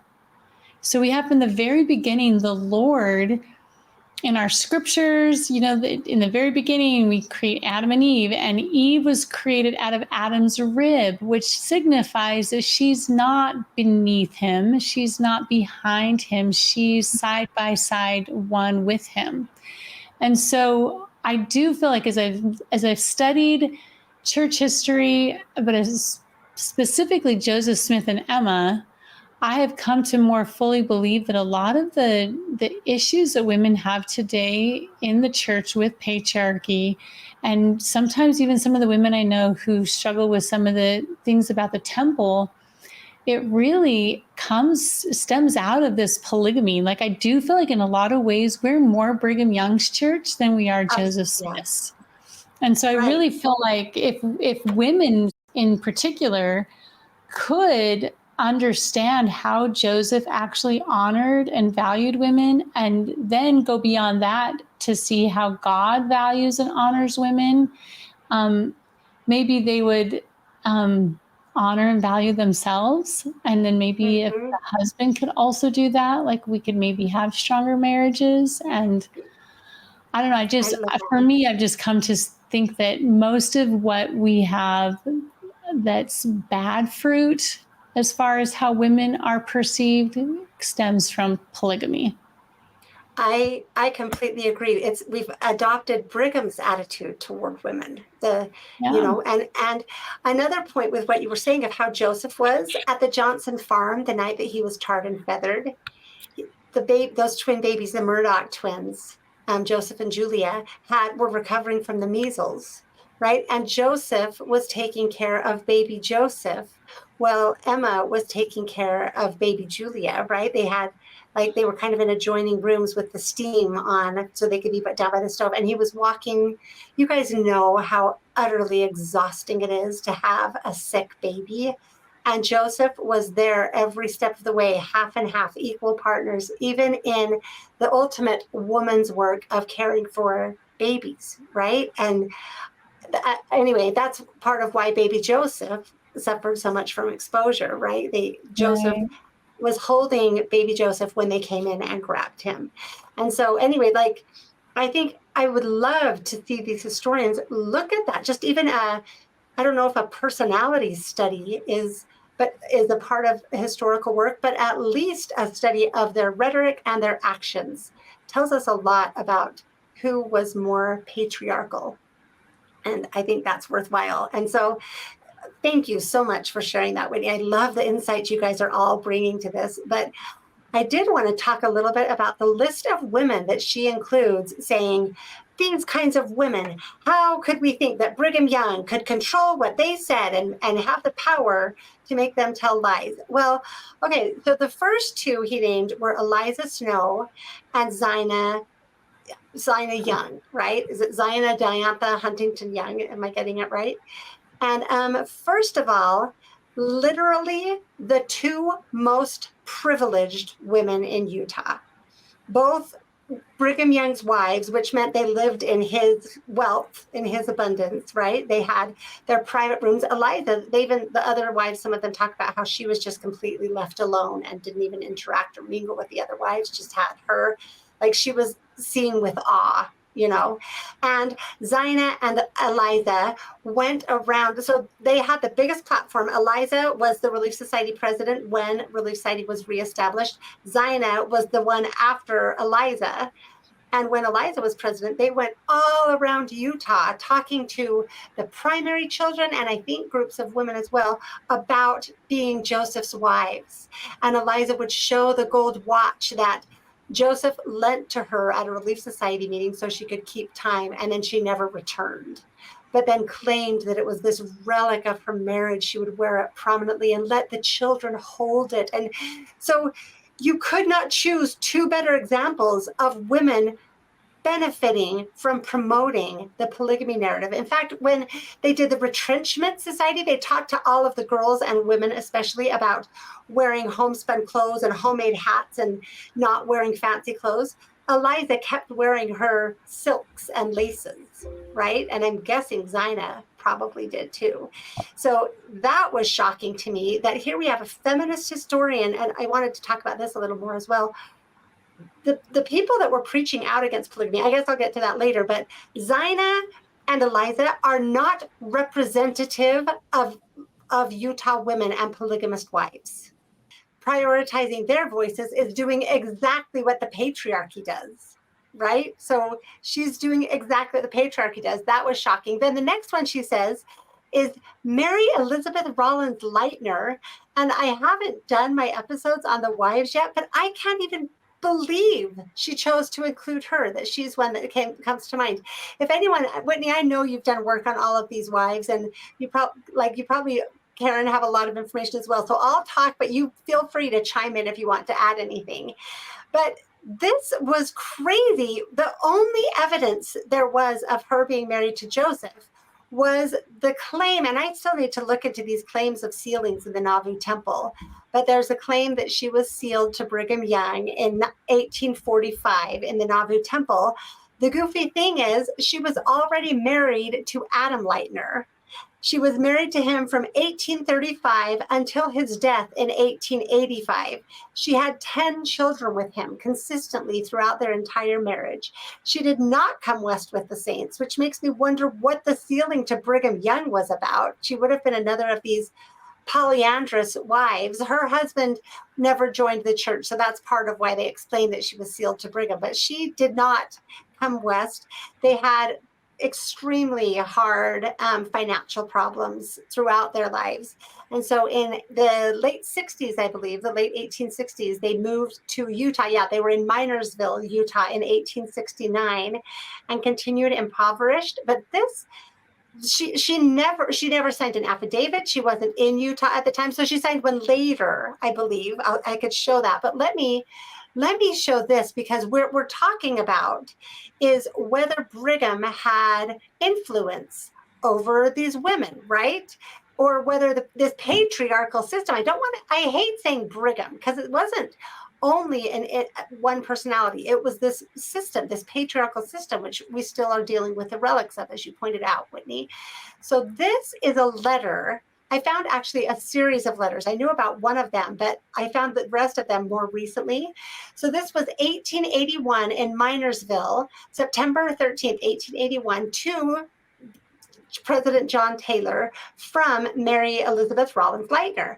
And it just says, I regret to inform you that it will be impossible at present for me to pay the money I borrowed last fall. That's basically what it says, because her husband is sick, and so they haven't been able to get any money. Please inform me of your will in the matter. So for some reason, she had borrowed money from John Taylor, right, at this point already. She mentions nothing about being Joseph's wife in this 1881 letter. Then we go forward, and there's another letter. I just included the page that has this quote taken out. This is a longer letter. This is May 18th, 1886. All of these will be linked below, again, to President John Taylor. And this is part of what she says. And this is after, the year after her husband had died and he'd been sick before. She says, I am hardly able to go out to work, as I was 68 years old last month. However, if you do not feel willing to assist me anymore as Joseph's wife, I must do the best I can without money, without friends. So here we get that manipulation of, I'm Joseph's wife, but if you don't want to help Joseph's wife, Joseph's widow, then I guess I'll just have to do the best I can. So she's on extremely hard times and claiming her status as one of Joseph's wives to deserve financial help from the church when there were all of these other women starving, right? I mean, this is how she's saying, I need help. Then we have another letter in 1887, October of 1887, to President Wilford Woodruff. And here's part of what this says. I was sealed to Brother Joseph's family in the spring of 1831. And when Zion's camp went to Missouri, he received a commandment to take me for a wife, but was afraid. And I was not sealed to him as a wife until 1841. Again, this is embedded in her request for money. So, Whitney, do you want to respond? You're pulling a face at that. Well, so first of all, she'd have been 13 if it was the spring of 1831. So we need to join in the redating game. She's now the youngest wife, right? Not right, exactly. I'm wondering if one of the reasons that Brooke included her, and I've actually been hearing her being mentioned more often lately by those who don't appreciate our work. And I'm wondering if one of the reasons is because she kind of has this, place as a heroine in Mormon history. But as a young girl, she helped save the papers of the Book of Commandments as it was being printed, and the mob was throwing it out into the street. And she was, the story is purportedly that she and her sister grabbed some and ran into the cornfield, right? So she kind of is already like a heroine in Mormon history. And then she's also one of the sources that we get this story of the angel with the flaming sword coming and commanding Joseph to enter into polygamy. So she's kind of a little bit pivotal, I think, in those ways. And so they need her to be a truthful and relevant historical figure. And unfortunately, when you kind of do dive into her overall history as an entire person and persona, she actually comes out as somebody who is not credible in most of her dealings in life and as a less than honest person. So I'm wondering if some of those things have been coming out and they're trying to shore up this young girl heroine, and then making sure, and then like we've got these letters like this, and so they have some people to point to. And Brooke works on the Wilford Woodruff papers. That's one of the things she does, and so perhaps is aware of these letters. Mm-hmm. So then that's interesting. I also think that one of the reasons maybe they need to shore her up is because she is one of the polyandrous wives, and she's the example of a husband who never joined the church. So that's the most useful case of a polyandrous wife that they have. That might be part of it too, although there's no evidence. She never, I mean, it's all silly. She was never taken care of as one of Brigham Young's wives. I don't know if she ever claimed to have been Brigham Young's wife, maybe in her later testimonies. But anyway, we'll go on with these, because the reason I included these is to help Brooke see some of the evidence of why women in how this patriarchal structure might shape the claims they make, right? Because she claims that you don't have no evidence to show that there was Brigham had power to make Mary Lightner make these claims. Well, here's some. Then we go forward to this next one. And this is a letter from actually Helen Mar Whitney at this point, Helen M. Whitney, on behalf of Mary Elizabeth Rollins Lightner. And again, it's to Wilford Woodruff, explaining her hard situation in the highlighted portion. But I consider her worthy of your attention, and that she, as the prophet's wife, should be relieved and provided for the remainder of her days. Your sister in the covenant. Is that amazing? And then as I said, the first evidence we have of her being a wife, I think, did you say that her letter was in 1874, Karen? Is that the year she wrote? No, that was 92. 1892. Yeah. And so these are the earliest. Yeah, these claims for financial help, I believe, are her earliest claims of being a wife. She has an affidavit in 1877. Is that what it was? Okay. Mm-hmm. Oh, yeah, I have it here. 1877. But there's a funny letter that she writes, and from the letter, you get the gist that Joseph F. Smith and someone named John Henry Smith were both like, how were you married to Joseph when you were married to Adam Lightner all that time? And so a snippet of her letter to them says, if I could have an opportunity of conversing with you, John Smith, and brother Joseph F. Smith, I could explain some things in regard to my living with Mr. Lightner after becoming the wife of another, which would throw light on what now seems mysterious, and you would be perfectly satisfied with me. I cannot explain things in this letter. Someday you will know all. That is, if I ever have an opportunity of conversing with either of you. I was like, I don't know, you have your pen in your hand, you could just explain it. And Brian Hales actually notes, Mary Elizabeth doesn't explain what information would make John Henry Smith perfectly satisfied regarding the apparent marital arrangements. Right. And as they're so comfortable claiming all of these polyandrous wives, this is one woman talking about the embarrassment of, just like Judge Phillips said that Wilford Woodruff might be embarrassed. All of these women were embarrassed when their dates didn't match up, and they were these polyandrous wives. But I wanted to add this slide back where she talked about the dates of when she married Joseph Smith. Oh, yes, the spring of 1831, again, that's when he was working on Genesis and shoring up the anti-polygamy, like his criticisms of David. And then she goes on to say, I was not sealed to him as a wife until 1841, which would make her the earliest wife, right? Like these dates don't work at all.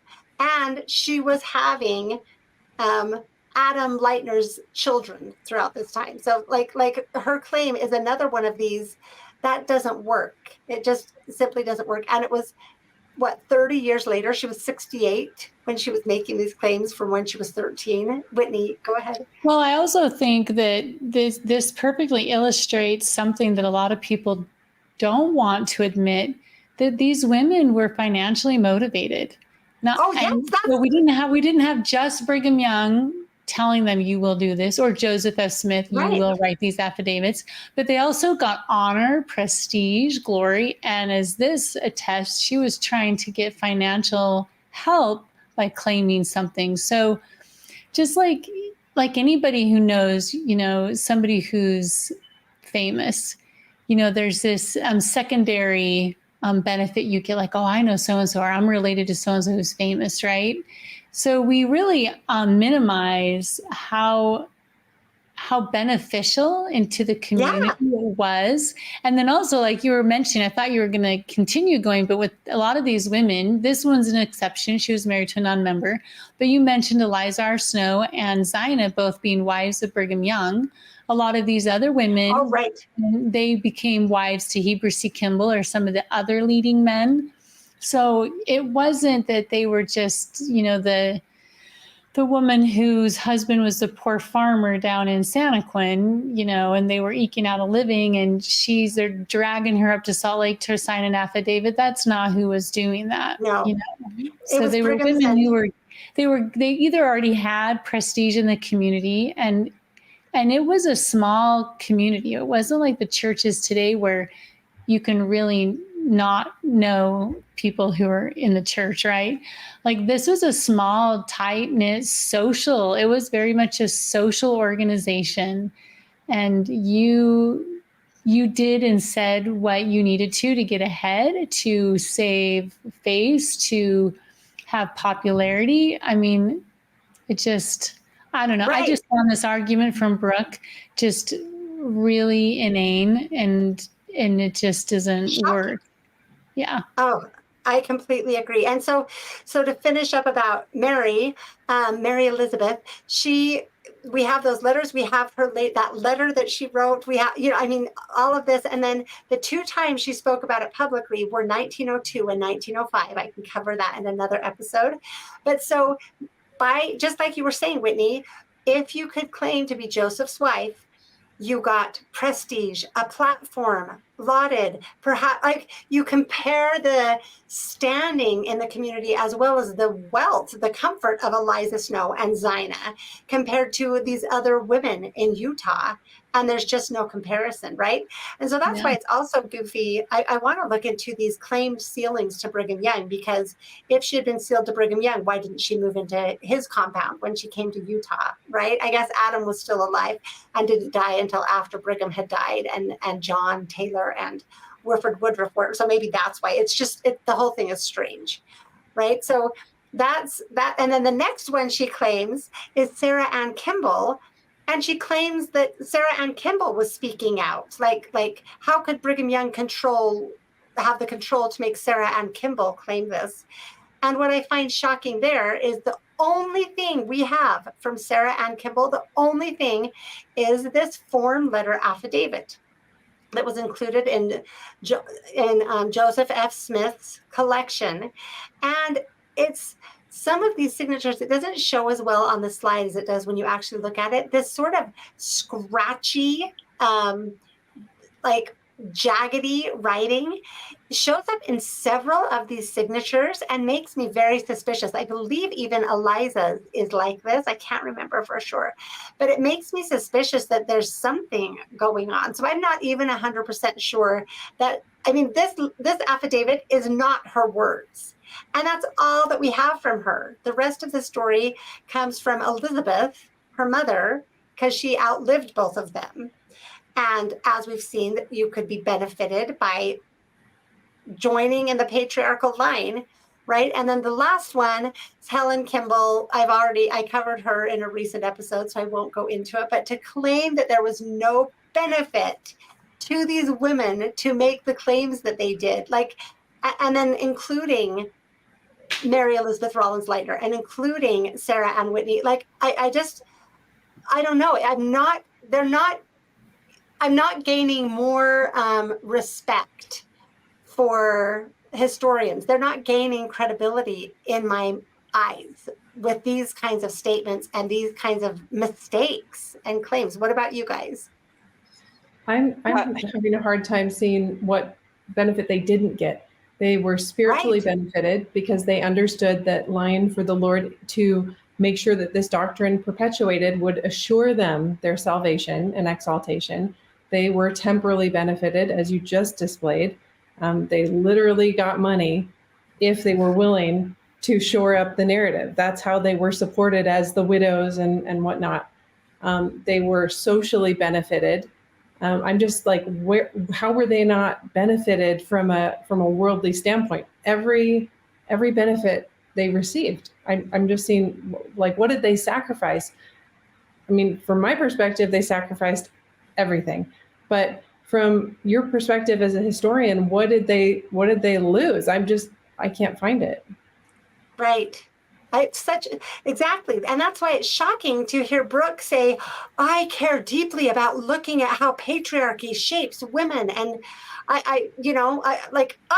the other point that I wanted to make again is she is literally only listening to the most privileged women and ignoring the state of all of the other women living in this system, which is exactly what these women did. We'll go on to talk a little bit more about her claiming how they spoke out about it. In fact, let me see if that's where we are. We'll go on to this and then I'll talk about that. And Brooke, if you put it in today's vernacular, that would sort of be silencing women, wouldn't it? I mean, in a sense, in that you're throwing out what they said. Absolutely. Yeah. You might have your reasons for it, but right. And again, like, I think it's very valid as a historian to look at in what ways were they manipulating the truth. Were they manipulating the truth? I think they probably were. I'm going to pause it there. There's just a little bit more to this, but I want to respond to that first point about silencing women. I've already gone off on that. Do you guys have any more thoughts on that part? We talked a lot about that last time. It's just like, are you kidding me? We're listening to Emma. We're listening to and there's so many women not to listen to because they never said it. Of Brian Hales's 35 wives for Joseph, 18 never claimed it. Not in one affidavit, nothing. We have 0 from them. So we're listening, but we're not hearing anything. And we're even listening to Eliza Snow and Elizabeth and Whitney in what they said contemporaneously in Nauvoo. We're listening to that as well, right? We're rejecting what looks to be manipulated by this patriarchal system. And we're listening to the women's claims and seeing how problematic they are, right? So trying to shame us in a feminist sense, as both of them are doing here, as they're silencing us, the hypocrisy is galling, right? And then going on when she says they were misremembering, they were manipulating the truth, when she accuses us of just saying they're lying. I want someone to explain to me the difference between manipulating the truth, not misremembering, not saying, here, I'll play the rest of the clip. There were probably instances in which they were misremembering. And I think that's totally valid to do. I'm not trying to valorize these women and say that they were just like perfect and they never lied about anything in regards to polygamy. I think they had reasons to tell the story of polygamy in a certain way. How is that different from what we're saying? This is back to what Whitney said at the beginning, where you're listening to this and it becomes so confusing because which story are you telling? Are they saying, yes, this makes sense, what these polygamy deniers, and again, the label is so grating to label people. Deniers. Yeah, to label people who want to understand, and also who say, polygamy is obviously not of God, so let's see how it worked its way into the church. But that's the question that they don't want to deal with. They do not want to deal with spiritual questions. They don't want to deal with questions of right and wrong. They don't want to have to think about or talk about the nature of God, because that's totally outside of academia and outside of what they... Don't worry, that's just a child knocking on my door. Go find your daddy. Sorry, please edit that out. I don't want to edit it out. Do you know why? Because that's who we are, and yet we can dig up these things. Michelle's got a house full of children. This is crazy. This is crazy. I'm leaving that in, Gwendolyn, because that's who you are, and you're able to do this research in your spare time. You guys have jobs doing this. I'm leaving it, and if that's okay, it's just a testament to, it does not help to be a trained historian, obviously. Well, and to my husband's, bless my husband, he was the one who said, lock the door. Do not leave that door unlocked. So he's downstairs. I'm just going to text him that, guess what? Children are awake. Anyway, but they don't want to deal with the questions of spirituality. And that's actually where we started. And that's what brought us to this. None of us came to this arena looking to prove that Joseph was not a polygamist. Like, honestly, he could be, he couldn't be. We will find out someday. I'm not going to stand in accusation of him, because I look at his fruits, and these are the fruits of a true prophet. But again, this is something academics are not going to be interested in. And so this is the one thing that they can really attack. They can attack this. They can't attack the actual thing that we're saying, which is that polygamy is not of God. They can only attack this historical perspective that we are choosing to try on. We're saying, try on the lens, try on this historical model, see if it makes sense. It makes so much sense. when you add in the evidence, it makes more sense. The more you add in, the more history that's discovered, the more documents that are brought forward, it all aligns with this historical model. So I just think it's so crazy to act like we've got this polygamy denier / Holocaust denier mentality. It's like, no, we know it happened. We just think that the people who told the story are not the most credible, the more information we have on them. Right. And I want to say I'm so discouraged because I don't want to be harsh on people. I get in trouble for being harsh with the historians, and I don't mean to be, but this is upsetting. It is upsetting to have people who claim, especially people who claim to be advocates for women. Brooke is a woman who claims to be a feminist historian who claims that she looks at how patriarchal systems shape women and the agency of women and the actions of women. And here we have perhaps the most extreme, at least one of the most extreme patriarchal systems in the history of the United States. And this is how she approaches it. It is galling. It's maddening to me because she's a respected historian. So her words carry weight. And all of the people who continue to tell us that we as women don't deserve a platform, and we need to be silenced, or we need to be ignored, or we need to be excommunicated. She is shoring up the perpetuation of this false narrative and the continuation of silencing and demeaning women. And I emailed Brooke and asked her to come, and it was a nice email, and asked her to come on my program, and she didn't respond. Brooke, I would much rather talk to you than about you. And to me, I am going to continue to repeat that invitation. I hope you will come on because we could have a wonderful discussion with your history. I talked specifically about, she did her undergraduate, I want to say, in psychology. I think one of her specialties is the development of contraception in America. There are amazing things that we have both worked on and that we could talk about. And if anyone wants to say, oh, she's not going to come on your program because you're not worth addressing. No, you can't say that, because she went on Mormon Land to address what we are doing, right? She knows this is a big deal. So it looks like if she won't come on and engage, she knows these arguments are bad.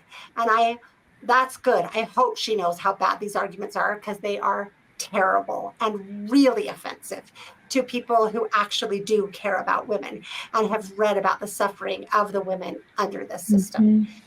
She's doing the same thing that these privileged women did, and denying the reality of the women the reality of the women who suffered and didn't benefit the story they wanted to tell. When these women had their indignation meetings to stop the legislature from passing these laws, they denied that there were women suffering in Utah, which, from the quote that Karen read and so many others, we have more evidence than we could possibly want of the suffering of women under the system.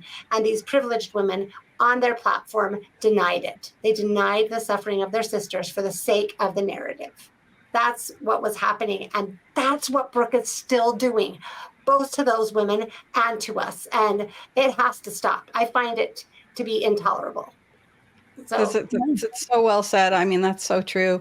And, they, not just physical suffering, they were harmed in other ways. Every way.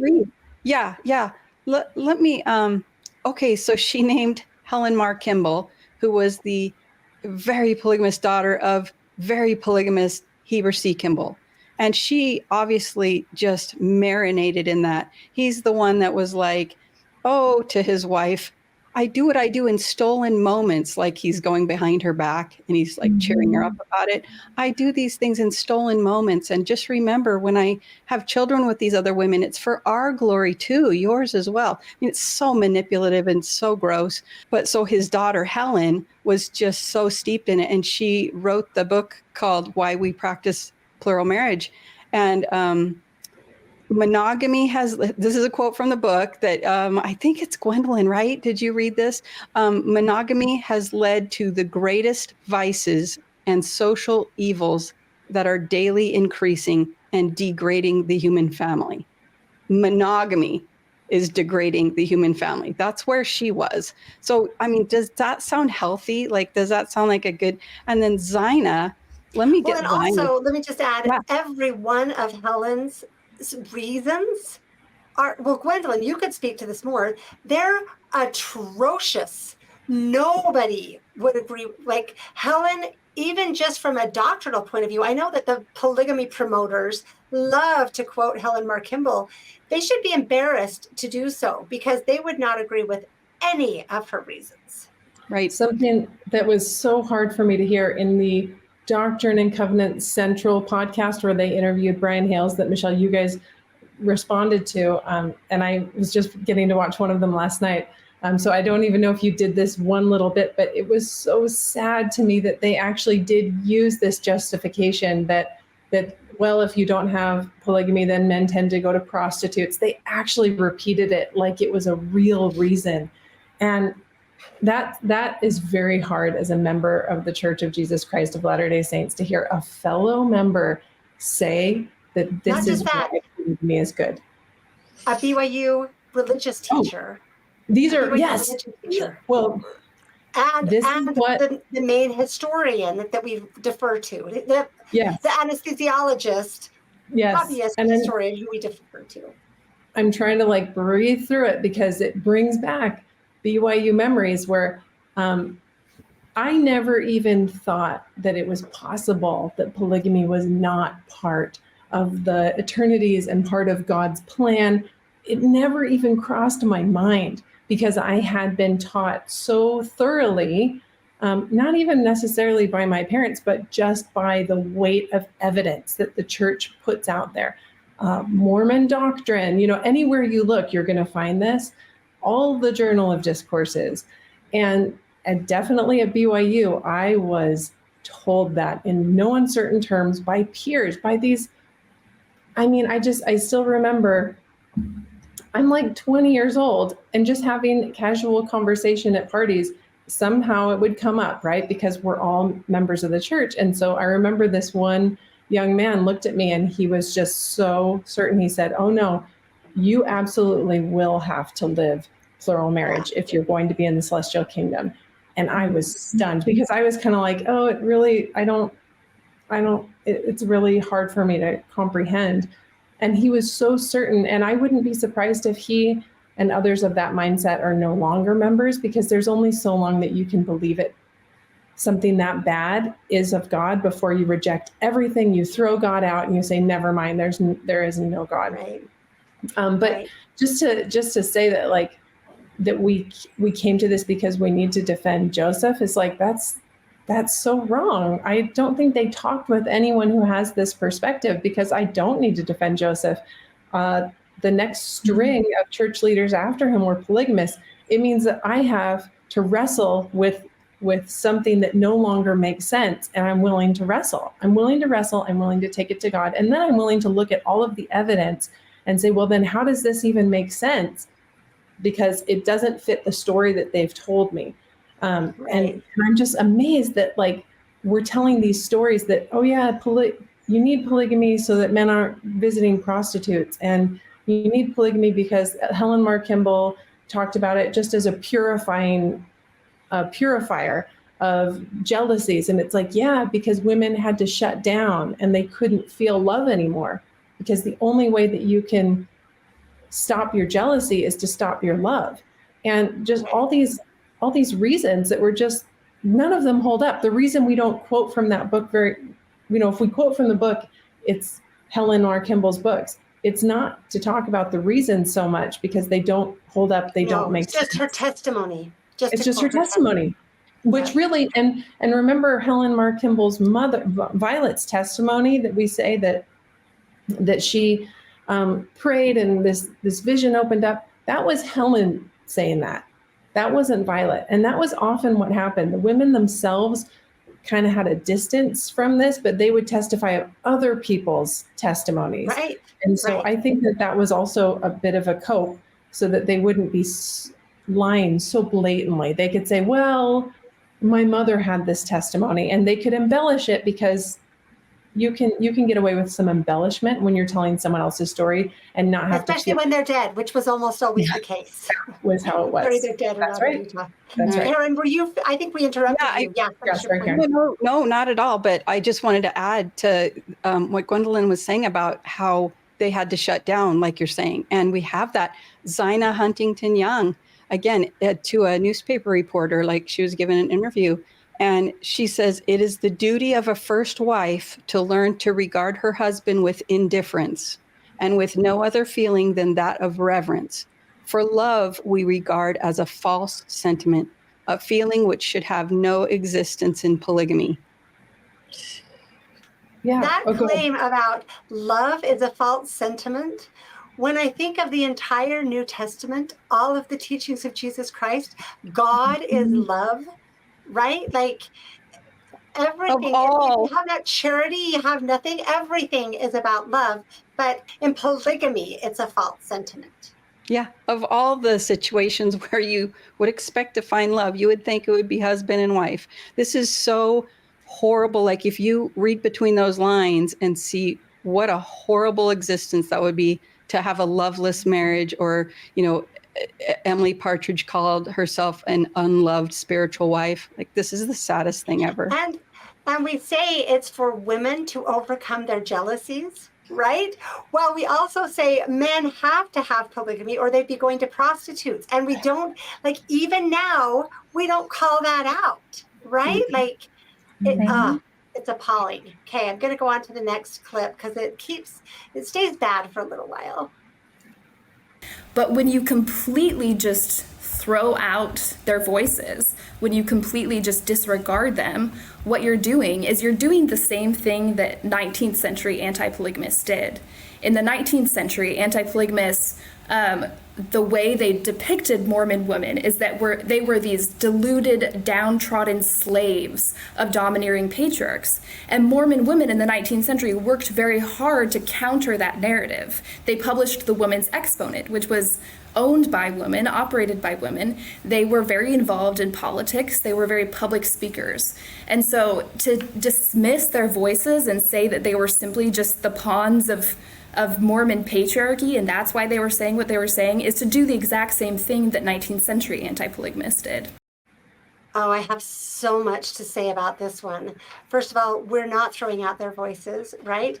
And she's denying that the patriarchy influences them. That I find just to be appalling and maddening. And again, it's these privileged women. I had some other things I want to talk about, but I'll just go here first. She brings up the Women's Exponent, and she brings up that these women are trying to stand up and say, no, we're powerful women, the privileged ones, right, who are receiving all the benefits. And then she paints the anti-polygamists in a negative light as being these awful people that were pointing out that were saying that, polygamous women were not free to act independently. The thing she ignores is that the most profound and impactful anti-polygamists were non-Mormon women living in Utah and the few women who escaped Utah. So while she brings up the Women's Exponent, she completely ignores the anti-polygamy standard, which was begun by Jenny Anderson Froiseth, who was a non-Mormon woman living in Utah, seeing the suffering of these women. And she started the Blue Tea Society, which is where these women got together. These anti-polygamists went through Utah territory, gathering stories, gathering testimonies. It's from them that we get Phoebe Woodruff's testimony of what she said about polygamy, right? And this resource, she went on to write this book, The Women of Mormonism, or The Story of Polygamy as Told by the Victims Themselves. And this source is critical. The anti-polygamy standard, the newspaper ran. She also went on a speaking tour, I think. Anyway, she worked really hard to try to collect funds to be able to print this newspaper. And her only motivation, these women's only motivation, was to help the suffering women in Utah. They already were so troubled by it. And finally, one night, a girl named Carrie Owens, who was a girl from England, who her fiance joined the Navy and sailed around the world with the Navy, and then in Australia was converted to the church. So when he got to California, he left early, he left his conscription and went to Utah, was sent to St. George to help build the temple, where he became engaged to two daughters, the two teenage daughters, I think they were teenagers, of the woman that he was living with.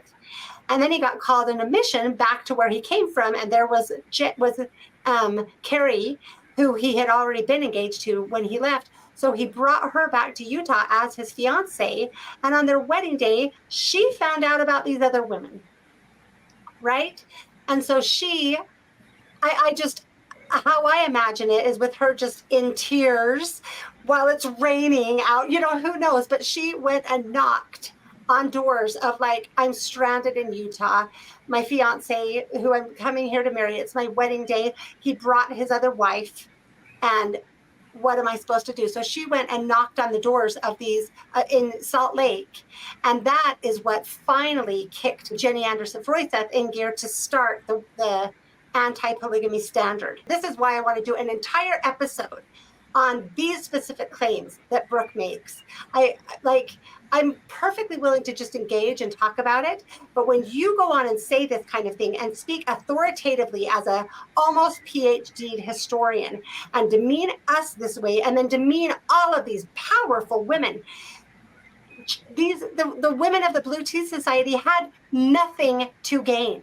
It was purely humanitarian because they were the advocates for the non-privileged women in Utah, for the suffering masses in Utah, who you, Brooke, are continuing to ignore, just as these privileged polygamist women climbing the structure of the patriarchy, just as they ignored them. Sorry to get so impassioned. I just find it shocking. Someone else can say something. As you're speaking, Michelle, it really brings to mind that's what they're doing right now. They love what the polygamous system, what the women were able to do within the system. Right. They seem to be holding up academia as the highest value.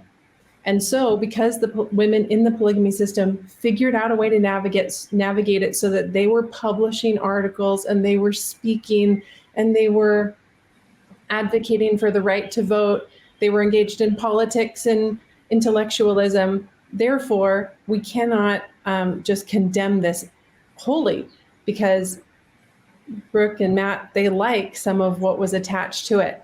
And if they condemn it, then they also have to say that there's a higher value than academia.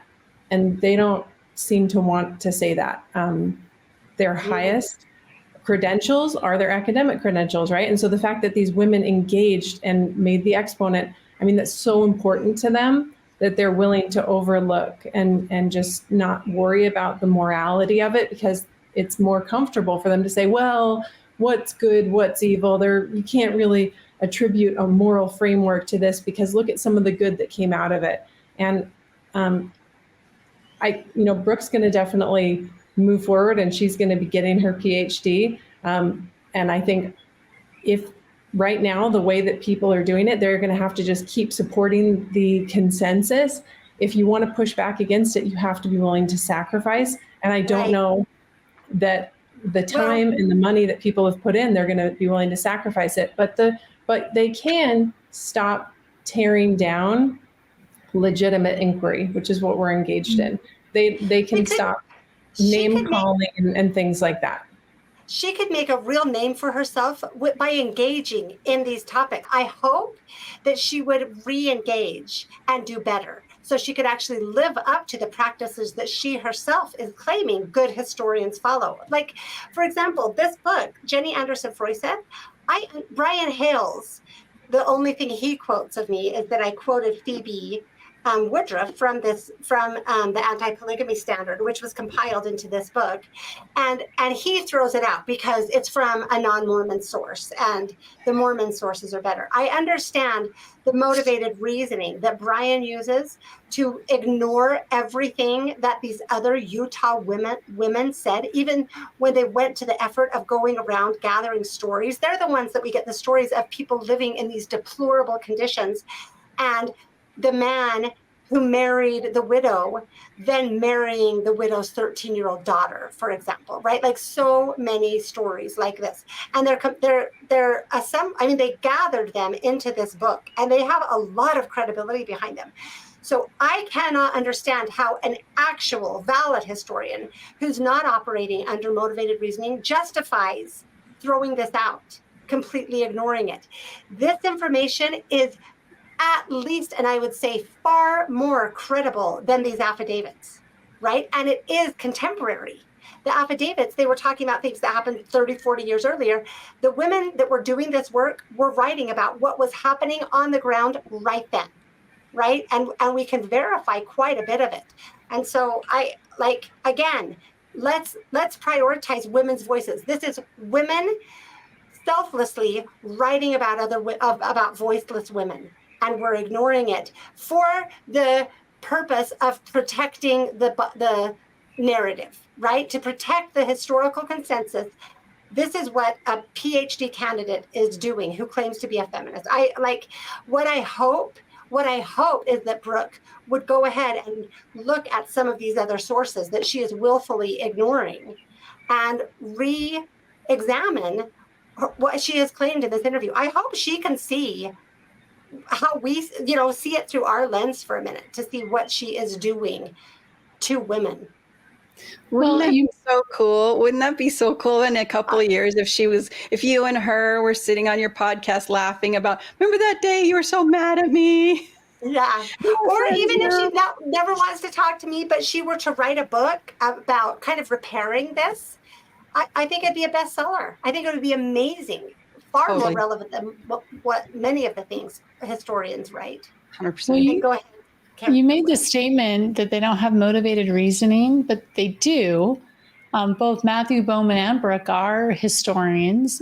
They are motivated to continue to have a good name in the historical community, but they're also they are members of the LDS Church. And like we said earlier, we don't know if they're active, what their status is that way.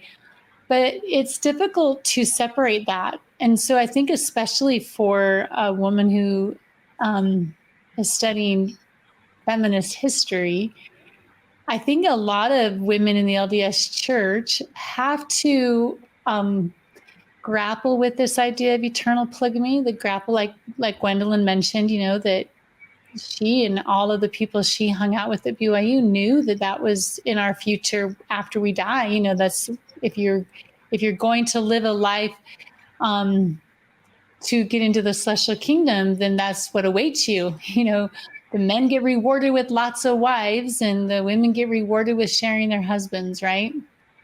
And so I think a lot of feminists in the LDS Church have a difficult time being actual true feminists in the sense of maybe the world view of feminism. And I think they come to this place where they work through what polygamy means, and they come to this place of where they accept it and accept the way that, because they have this, they are unable to truly separate their LDS beliefs and ideology. And because it really is, it's who we are. It becomes ingrained within our very core. And it's difficult to separate that out and be a true academic historian who isn't colored with what their religion has taught them. Does that make sense? And so you've got both Matthew and Brooke really overall, to me in this interview, coming across more as Mormon apologists than as secular academic historians. I just think it's really difficult to separate it. And I've met other women who have studied feminist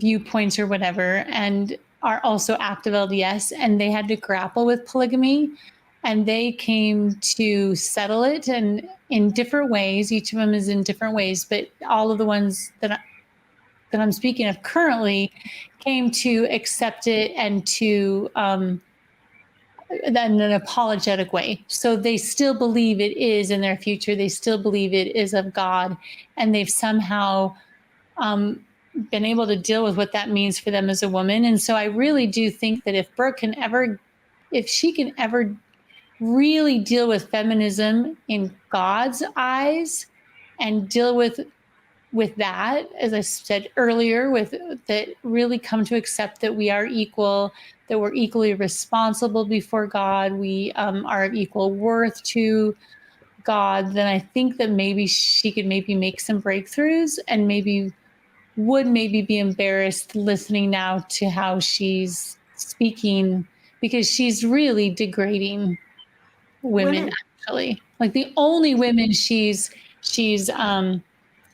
being a champion for are the royalty, Privilege. LDS royalty. I mean, those women she listed, except for maybe Mary Lightner, and like I said, she's kind of a heroine in Mormon history, so they're kind of like the Mormon royalty, and she's not really dealing with like Gwendolyn's ancestor and your ancestor and mine, who and Vern's, who left their polygamist husbands and went off on their own, and sometimes in severe poverty, to try and make a way for themselves because they were unwilling to live that lifestyle.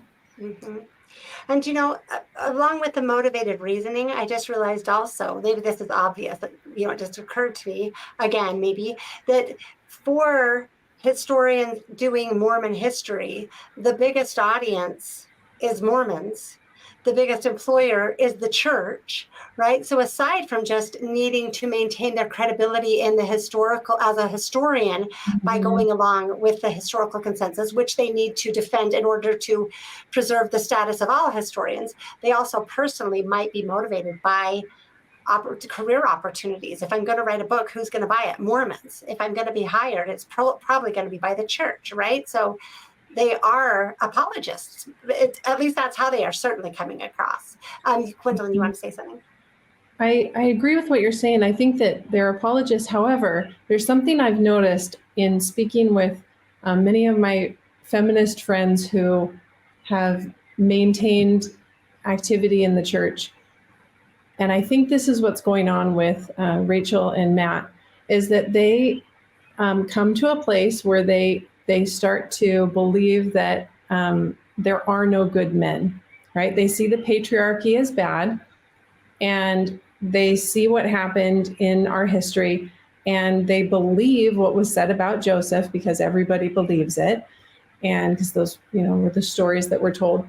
And it just simply is a further testimony to them that nobody's truly good deep down. And that is really insidious, because one of the challenges that we have is that we don't really know what a prophet looks like or what a prophet does.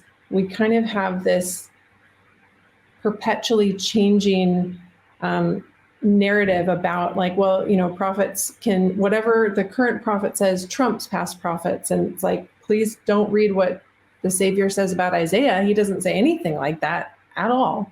But I think it's something that happens to people when they become they intellectualize more than spiritualize. They just start to believe, everybody's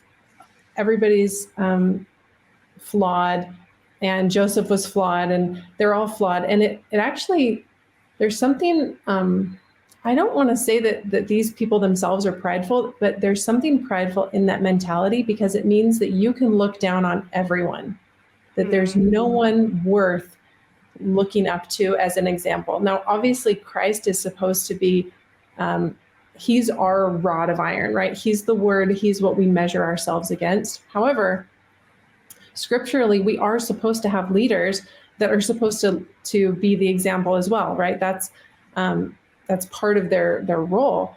And so when we look back on Joseph, and if they're able to just say, he was wrong. And as Brian Hales has said, if I could whisper in Joseph's ear, don't do that. Don't do that. And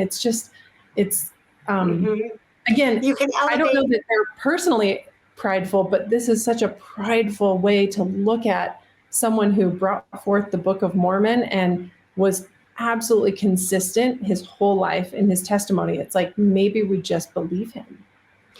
Yeah. So just to sum up, so people can elevate themselves by demeaning the best of us, right? And saying, oh, and then the other thing they can do, it cuts another way too. They can justify themselves by saying, oh, well, these people did this and they're lauded. So if God's okay with a prophet doing that, why does it matter if I do some of this myself? And listening to their podcast, by the end of that, I was just like, how did they believe in anything? Left me feeling very hopeless. Like, wow, if that's God, that's so sad. It's just very depressing. And I don't understand how they could hold to anything good and true if this is how they view the workings of God. Which is part of why this narrative is so damaging, because it does destroy faith. And then there's this gaping, looming black pit of nihilism awaiting anyone who actually follows critical thought. And that's what you're talking about, this nihilistic approach of there's no point to anything, right? Okay, let's go on to this next clip. And this is where they start explaining why we exist. So Matt and Brooke, why is this simmering debate now starting to boil? So Matt at this point dives into it's a 4-minute speech. I'm not going to play very much of it. He really waxes eloquent on why we exist. It starts out, I thought, pretty good. He gives a fairly accurate history, he admits this. He admits that this debate has been going on since the very beginning of Mormonism, right? I want to make these into t-shirts. I think it's great. So he admits this isn't a new debate that's happening, and I appreciate that. And then he again inverts and misrepresents some of the history, especially the timeline of the RLDS church and the Price's work. Again, we talked about this last time. Let's help them answer the question. Why is this simmering debate starting to boil? Why are more and more people becoming these polygamy deniers? Right? I have my short list, but does anyone want to go first? We talked about it last time. Crowdsourcing. Stuff's available now. So when someone gets a hold of information, they can put it on the internet and everyone can look at it. You can put the source, you can go look it up, and you can go and look at the Joseph Smith Papers Project with the actual documents. When I tell my friends, I'm like, guess what? Joseph, every time he talked about polygamy, it was to condemn it. They're like, what? And they go, can I see it? Yep. Yeah. Here you go. And they're done. They're like, cool. Right. I mean, this is good news. And so it's amazing. Like, it's all there now. It never has been before, for crying out loud, It's only been 10 years since the Joseph Smith Papers, and everybody's got the Journal of Discourses sitting on their shelf, but you don't know where to look in that humongous thing. But now it's all online. Yeah, that's why when you're looking at it and you find something, you can put it online and everyone can see it and it's valid. It's absolutely in front of your eyes. It's not, right. I don't know. Someone said this. Nope, there's the actual document. That's why it's as simple as that to me. That's amazing. I have as my number one reason, the Joseph Smith Papers. And I love that you brought up crowdsourcing, because that is exactly what's happening. Like, who knows how many thousands of people are looking at things and then sharing them. And so we all benefit from one another. And then a few of us are sharing it on a platform and in a more official way, right? But then we have Facebook and Instagram and the YouTube channels. And so the information is strong enough to be shared and be convincing. And so when more people see it, they become convinced. So I think that's the number one reason. I love that. Then I'm sure we've all brought it up, the DNA studies, right? The fact that we have ruled out the strongest cases for Joseph having children, and people realize that. And then, that's the other thing I have is the voices sharing this evidence, and that's everybody engaged in the crowdsourcing. Does anyone have anything else they want to add? I think there's a couple of spiritual reasons. And we can look back to the time when the Lord revealed the 10 Commandments. The Lord said, I, the Lord thy God, am a jealous God, visiting the iniquity of the fathers upon the children unto the third and fourth generation of them that hate me, and showing mercy unto thousands of them that love me and keep my commandments. But if you look at the law of the Lord that was given to the saints at the beginning of the church, the Lord told them about marriage, and this is in section 42 of the Doctrine and Covenants, thou shalt love thy wife with all thy heart and cleave unto her and none else. It is a crystal clear law for us to do the opposite, to indoctrinate the opposite as exaltation, and the way is to hate the Lord's commandments. So we've now come to the end of that third and fourth generation of blindness that the church has been laboring under. Coincidentally, maybe not coincidentally, President Nelson just a few years ago asked the women to speak up with our impressions, our insights, and our inspiration. And that is why I spoke up, because I realize maybe that's not what he meant, but this is what I've been asked to do. These are my impressions, my insights, my inspiration. It is in line with what I feel from the Spirit. It's in line with what the leaders are asking. So I think that is a really clear spiritual reason for why there is this groundswell. Women have been asked to speak up. We're speaking up. And it's the time for us to set aside this false tradition of our fathers. Oh, I love it. Julie Beck and others, more recent leaders also, have told the women to study our history, right? Which is exactly what we're doing. And have told the women to study the priesthood, which is exactly what we're doing. And then having the admonition to speak up. Yes, like this is all coming together. Like it's impossible to not see God's hand in it, for me, you know. So so I'll just kind of sum up his arguments, his explanation, because people can go listen to it on their own. This will all be linked below. But again, it centers in a large part on Denver Snuffer and Phil Davis, which is, again, so highly offensive. Whitney, I wanted to ask you if you would just share what you shared with me about trying to convince Denver that this topic was important, because I've put together a timeline that I'll share in just another short video talking about Denver Snuffer's timeline with polygamy. I like Denver, like this is not a criticism of him at all.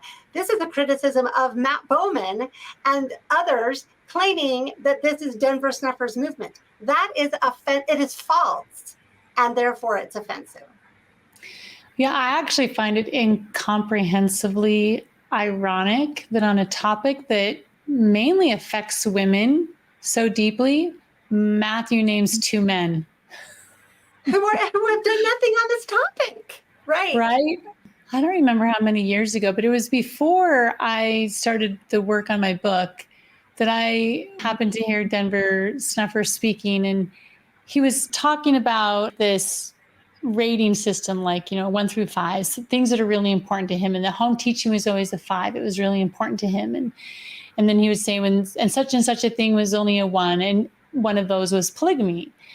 And I believe that that's how Vern has been also. And I think just men who are morally sound and morally good men, it doesn't affect them. They don't actually think about the idea that the church has it in the celestial kingdom, all because they're like, no, I just want the one wife. I don't care about that stuff. And so I think it hasn't been important to them. But the best thing I did for my marriage in this regard, dealing with polygamy and how it affects women, is I got Carolyn Pearson's book, The Ghost of Eternal Polygamy. And I asked Vern if we could read it out loud together. And so reading it out loud together, he was able, those women's voices in there gave my voice to how I had always felt about it. Because whenever I tried to bring it up to him before that, he would always be like, well, it's no big deal. And that's kind of how Denver was. Well, polygamy is no big deal. I don't even think about it. And I remember when I heard Denver say that, I was kind of a little bit ragey inside, thinking, well, yeah, of course it doesn't affect you, because it's the wives that get affected. Like, this deeply affects women. It affects how we believe God, because we have scriptures that tell us, that, all are equal before me, male and female. I'm no respecter of persons. And I'm like, well, yes, polygamy is not fair in any way whatsoever. And how can you have a unity of heart when a man's heart's divided between more than, one woman? So I was a little bit ragey about Denver saying that. And I do still think that I don't know if he still feels that way. I have no idea. But I do know he has written some things on the topic since then. And he has come out and said, that he doesn't believe in at all that Joseph ever did polygamy. But I definitely don't consider him, as far as the polygamy deniers, I don't consider him at all somebody who's like out in the forefront, or that he's rallying people behind him, or that he's using a platform to try and, speak about this. Like, I feel like, he's got other things he's doing. And I do think still that it probably would be safe to say that this still is down on his list of things to worry about. And then I don't know Phil Davis at all. I don't quite understand why Matthew, I know maybe other people do. Maybe he's a bigger deal than I think. Like, I just don't even know him at all. But for me, it was just actually offensive that they would lump all of us into these two categories. And I'm think that one of the reasons being is I do know Denver Snuffer has been excommunicated, and that's the scarlet letter the church can give to people. On the nose. So you've got a good, morally clean man who writes some books that the church doesn't like, and so we don't like what they're teaching, and so we're going to give him that scarlet letter. I know Justin Griffin has felt the same way, that he got this scarlet letter of apostate and excommunication, and that's the way to silence you, right? I think that's exactly why Brian Hales is going after you, Michelle, because you're such a powerful voice, and you're a woman, a powerful woman's voice in this arena, that he wants to silence you. So the best way the church can do that, any church, any organization, even in Christ's time, they excommunicated people to silence them, because then it immediately instills fear in other people who are trying to be good, faithful members of whatever church or organization they're part of. And so I'm going to guess that Matthew, this was kind of calculated on his part, because they clearly know who I am. Again, they know who I am. Well, and up until this point, they're kind of on both sides. Like we've mentioned before, they're speaking kind of out of both sides of their mouth. They're like making our arguments for us, and then all of a sudden like counter arguing. And so I really think that they get to this point in their show, and they can't deny that our movement, our group is growing, our platform, our idea, this whatever you want to call us, is growing. And so how do we deal with it? Well, we've got to squash it. And so let's just throw out two names of men who are, have been, I don't know about Phil Davis. I don't know if he's been, like I said, I don't know him at all, but I'm going to assume that the way Matthew talks about him and Denver is in a way to make a faithful, active Latter-day Saint immediately go, oh, if Michelle, if Karen, if Gwendolyn, if Whitney are part of those two, not going to listen to any more that they have to say. Right. It's all in order to silence us that he brought up those names. It really, I don't know, if anybody who hasn't heard it, and Michelle's going to link it, you can go listen to it, but it wasn't his finest moment in this podcast. It was atrocious. And the thing that is so upsetting as I'm listening to you speak. So so Denver Snuffer, if you want to come up with the scariest apostate, right? Because I found out also as I've gone to that camp out I went to, and gone to, I just went to another event where I was asked to speak, and on Emma Smith's birthday. And if you want to scare people, tie them to Denver Snuffer, because I found out that in the years after that, so I think Denver was excommunicated in, was it 2014, I want to say? And the people that I've met, when I said that felt like being at a refugee camp, people's stories of being called in and excommunicated in 2015, 2016, 2017, for nothing other than reading a book or talking to someone about one of Denver's books they've read and some of the ideas. And there are a lot of beautiful insights in those books, like really beautiful scriptural insights. But if you read something by Denver Snuffer, like one man who just told me his story this last week, it was 2017, and he had just been released as the first counselor of the bishopric. And he was told that it was found out that he had read one of Denver Snuffer's books, and he was told that he had to say he couldn't believe they would call a court. These were like this high council were all his friends and associates. And so he was like shocked. He was like, okay, I'll go, but I'll just explain to them. He had no idea. And he's telling me this through his tears, and he said that they told him that he had to say that everything that Denver Snuffer said was wrong and that he would never read him again. And he said, because part of his story is he's a recovering alcoholic. A recovering addict. I don't know exactly what the addictions were, but there were substances as well as other things. And he had been for years going around teaching about addiction in the church, and so he said to this court, he said, I can't say that because if I want to stay sober, I can't tell lies. He knew that about himself. And so he said, I can't say that. And so they excommunicated him. And his wife, they were going to call her in. They actually wanted her to resign. And she also was just shocked. I met so many people who their sin was being married to this man who'd been excommunicated, right? That was their crime. And he said that she was just too compassionate to put their friends, their leadership through having to excommunicate her. So she just went ahead and resigned just to be compliant and make it as easy as possible. And, and as I've talked to people, one of the things that I hear often is how hard it is on your kids. Because that's one of, when I get so offended when people tell me I need to leave the church or when people advocate for me to be excommunicated, which there's no reason for them to do that other than to claim victory without ever engaging. That's the only reason to excommunicate me. The only good it could possibly do, like I've said, is gratify the pride of the most self-righteous members. That's the only good that could possibly come from it. It doesn't solve one other thing.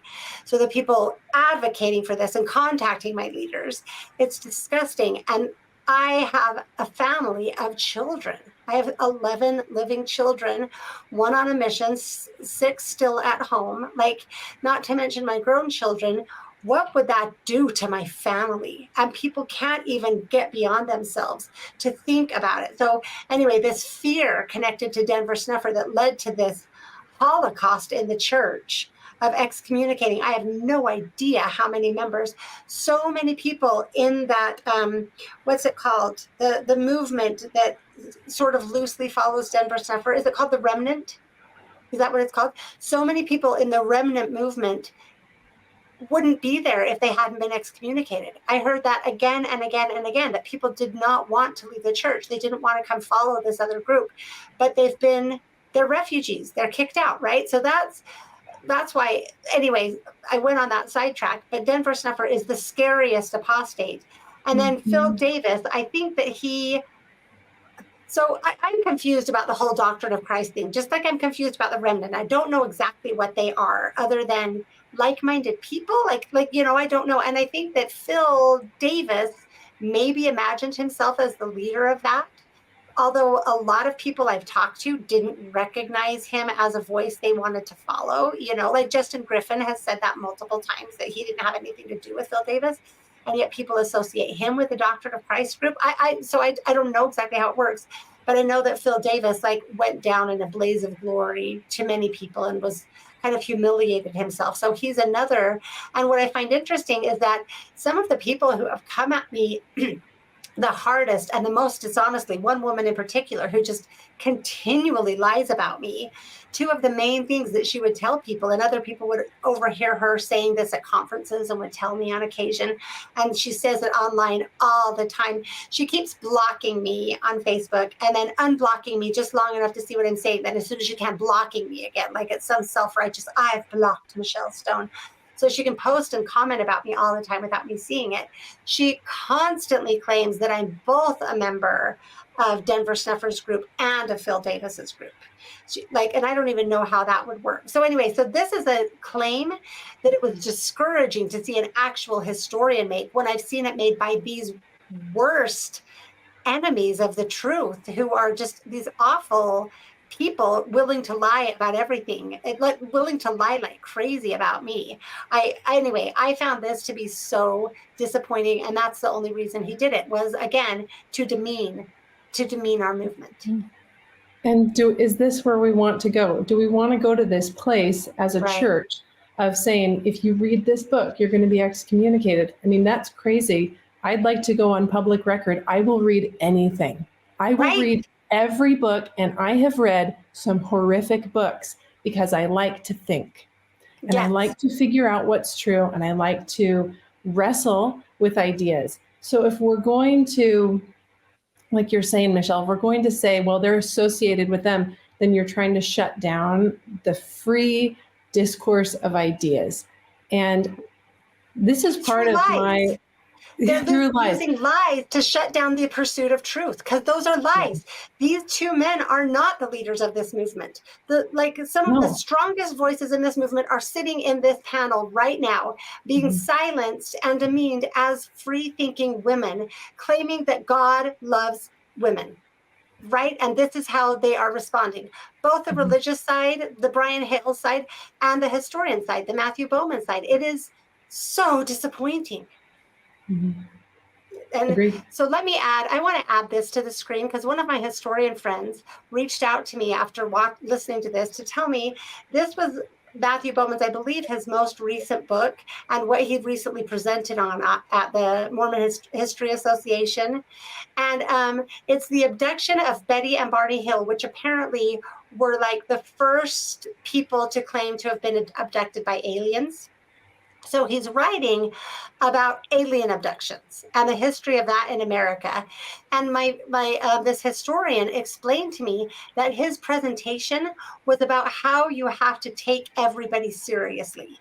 He couldn't approach Betty and Barney Hill seeing them as whack jobs or as crazy people. He needed to approach them as valid people telling valid stories. And you have to look at it that way. So it's amazing that he can say that about alien abductions, but he can't do that with us. We rank in his mind, I guess, way lower than alien abduction claims. And he, again, is breaking his own rules. That's how motivated they are to silence this movement. That, I mean, like talk about hypocrisy, presenting on the importance of taking actors seriously and then treating us like this. The historian that called me was really struck by that. I will play this one part really quickly about what they have to say about Joseph as a mystic and a seer and a few other things. One of their premises is that they, Denver Snuffer, Phil Davis, have greater spiritual insight into what Joseph Smith was trying to do than the current LDS church leadership does. And what they are trying to do then in part is create a Joseph Smith that appeals to them.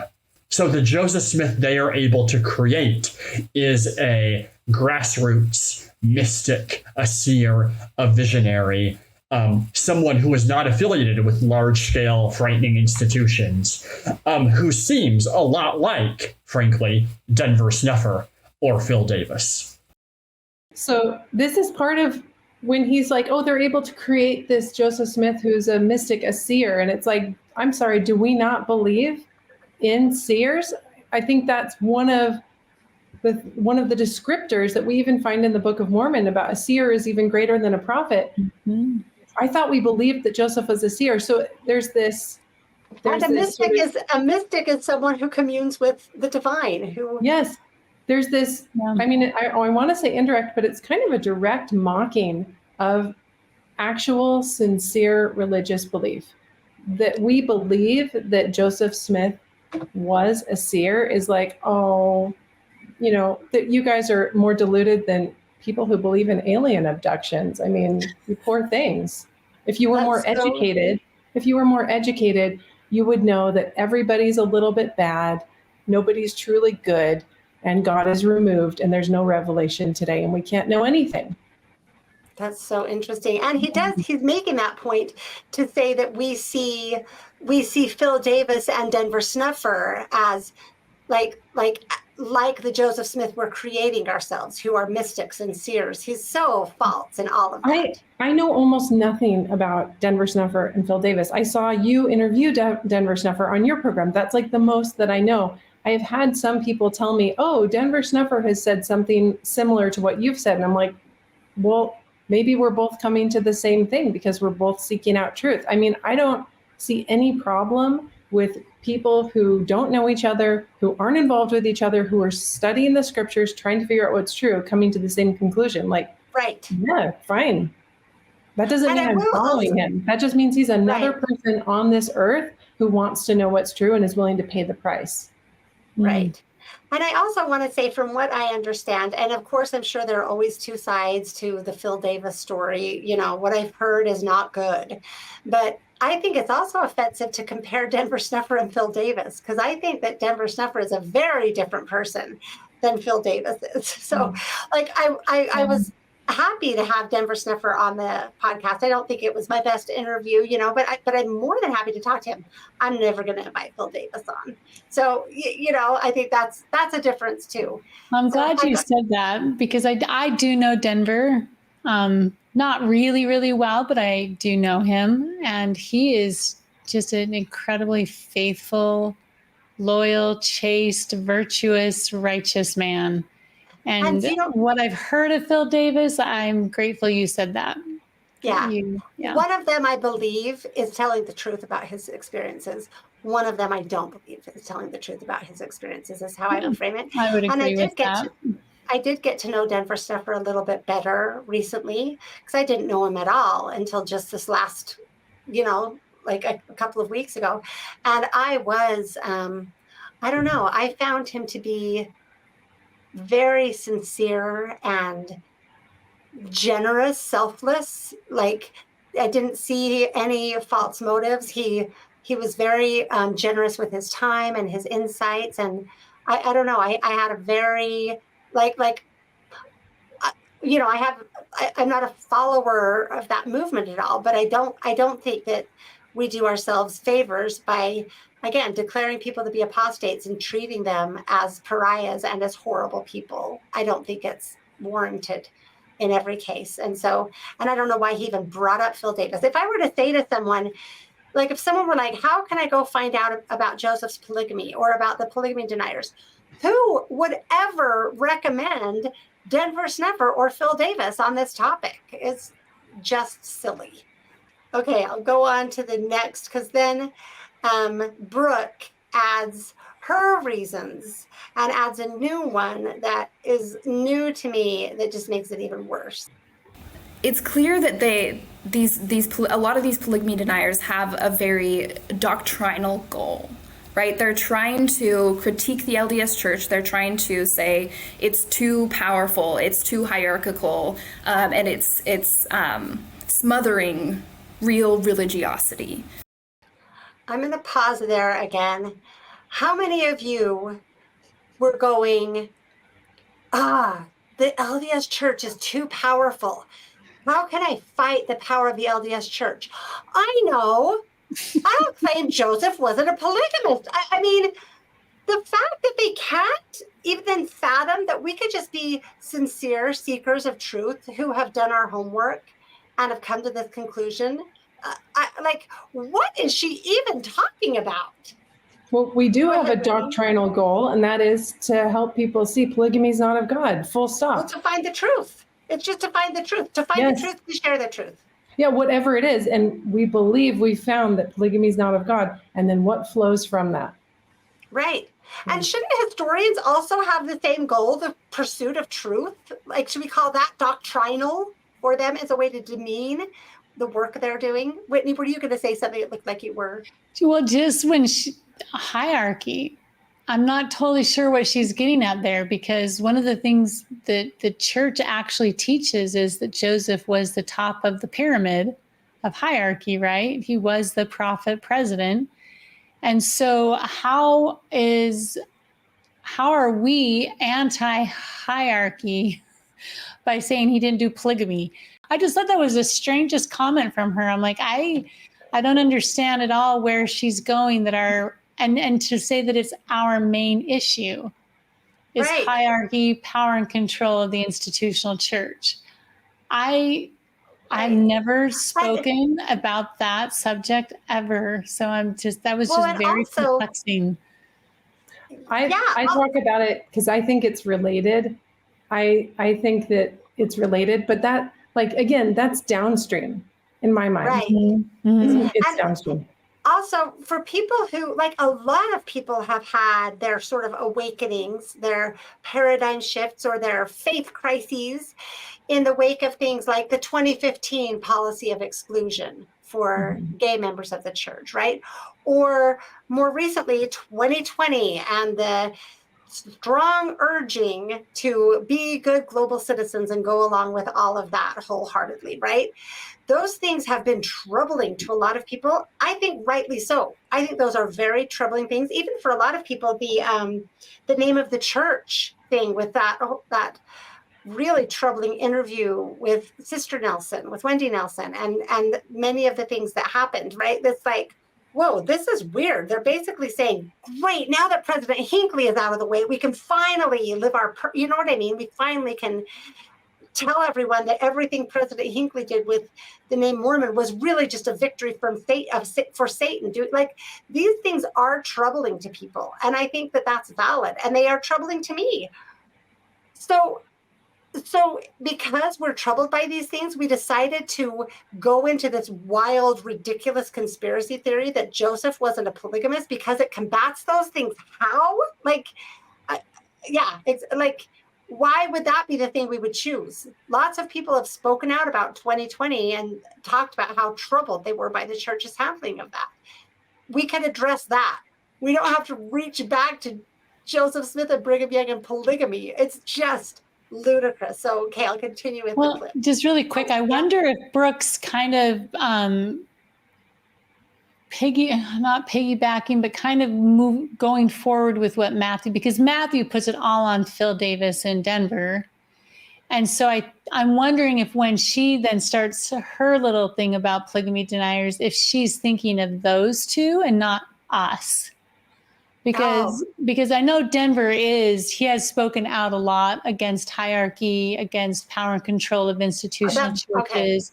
Okay. He speaks a lot about that in Joseph's day, it was all equal and flat and all one level. Like the Doctrine and Covenants teaches that the presidency has equal authority to the High Council, who's equal in authority to the stake president, who's equal in authority. It's all very linear.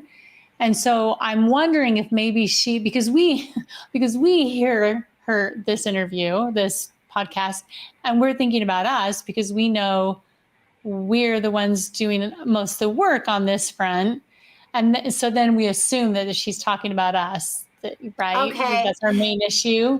Yeah, and I wonder if she's thinking, because he's just got done spending all his time about Phil Davis in Denver, if then she's like, yeah, and their main issue is. Well, that's a really good point. That's probably what it is, like a continuation of the Denver straw man. It's like a Denver sniffer straw man argument. And so you're probably right. Yeah. Yeah, and I like that. So it goes in that category of sort of sloppy and ignorant, like the claim that we throw out all of the sources after 1844, right? Because all she's looked into is Denver sniffer on this topic. Or something. So, okay. Well, I mean, none of these people who love to speak out against us, none of them have ever had a conversation with me. With any of us. Yeah. I was going to say, they've got your email, 132problems at gmail.com, right? I have a contact me form on my website. So, I mean, yeah, we're all able to be reached. But I don't think they want to give us, what is it? Lindsay Henson Park said, to give us oxygen. Yeah. So. Yeah. You got to silence the women. I did reach out to a friend, Peter Brown, who's been on the podcast, who, I'm sorry, I've got that moth again. I have my window open, who I asked him if he could put together some sort of a survey, at least some kind of quantifiable research about polygamy deniers and why we are who we are.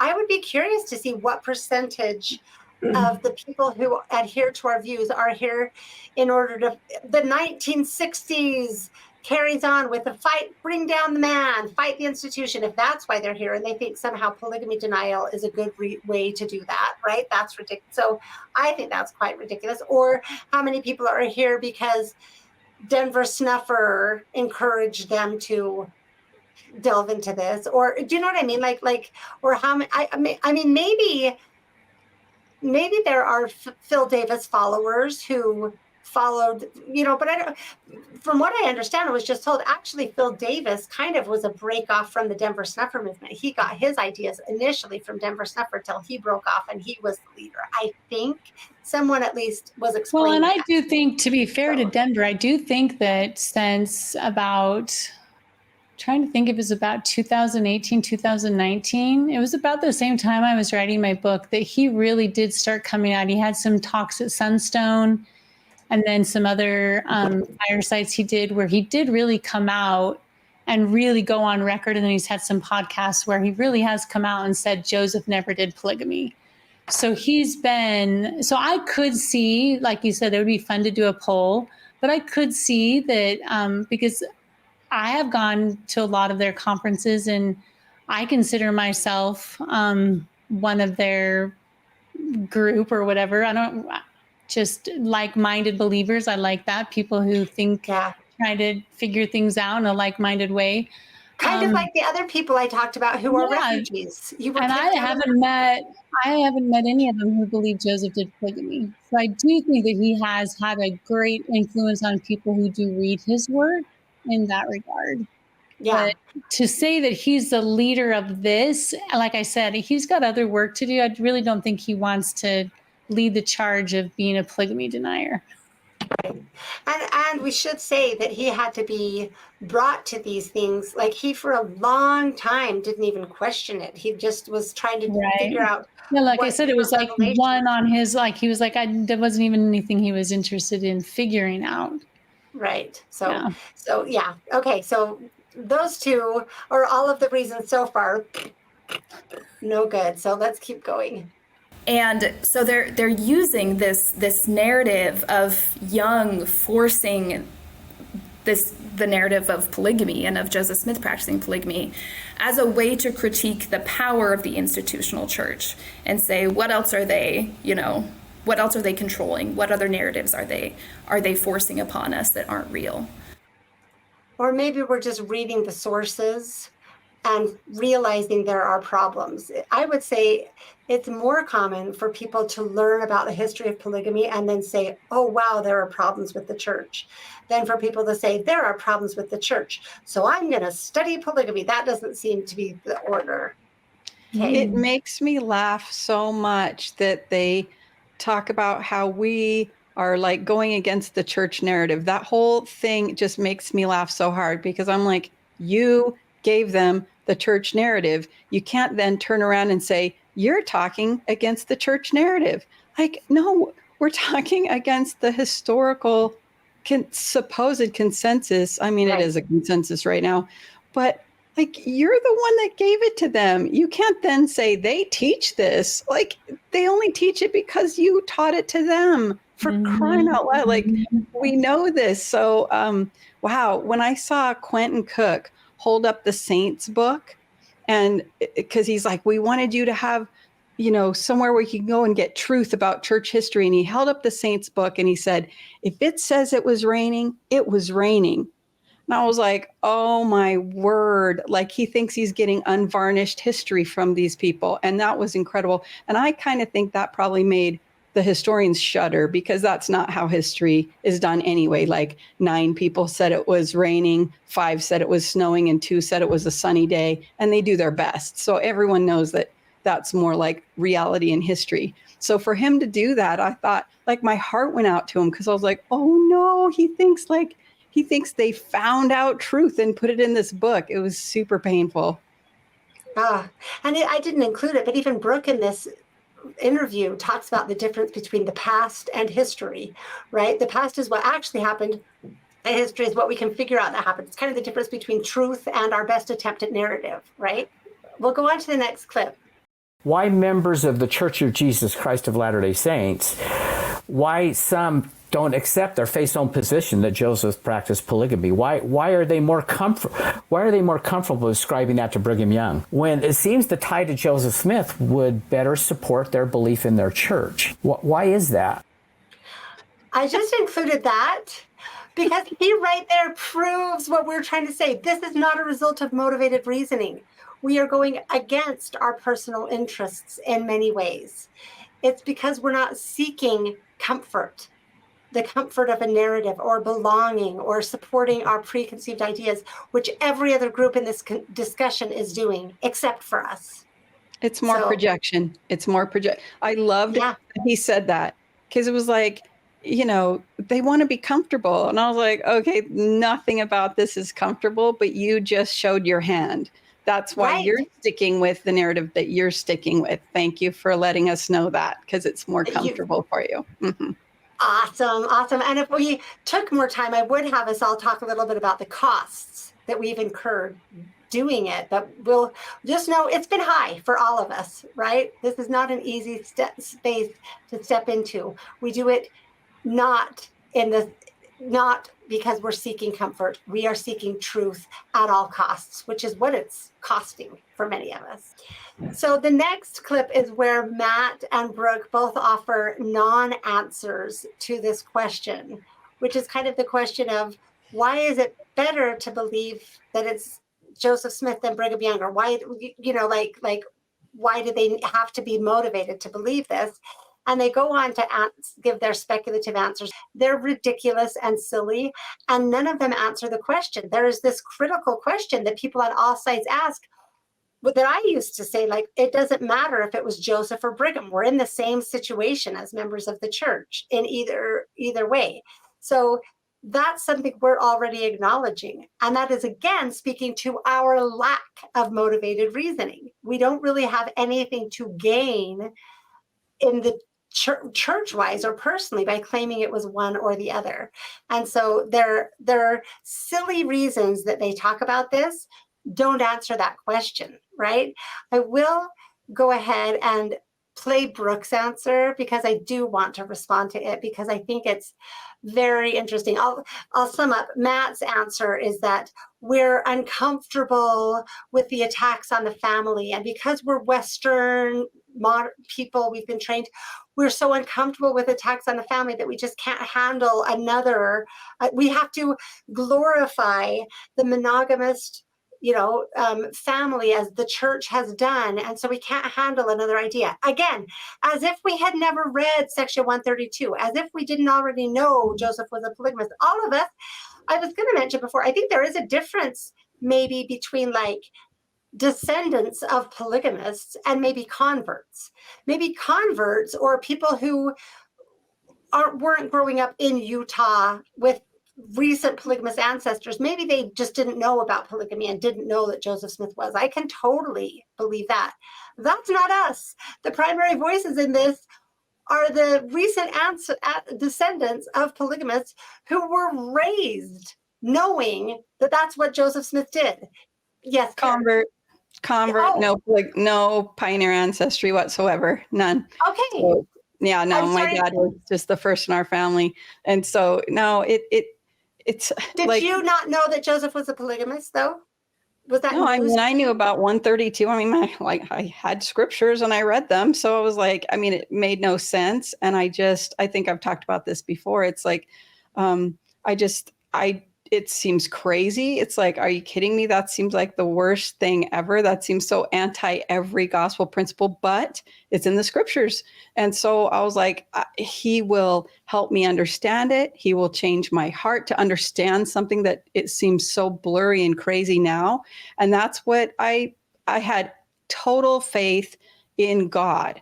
So I knew that I wasn't going to get to the other side and be ticked off or annoyed or whatever. So whatever it was, he would make it right. But so the minute it was like, oh, P.S., that wasn't ever in the Doctrine and Covenants. That was added in 1876. Okay, that makes the click. Right. You know, the universe just clicked and it was like, oh, that makes more sense. And now we can go back to DNC 4222, cleave unto her and none else. That's what I thought. So Awesome.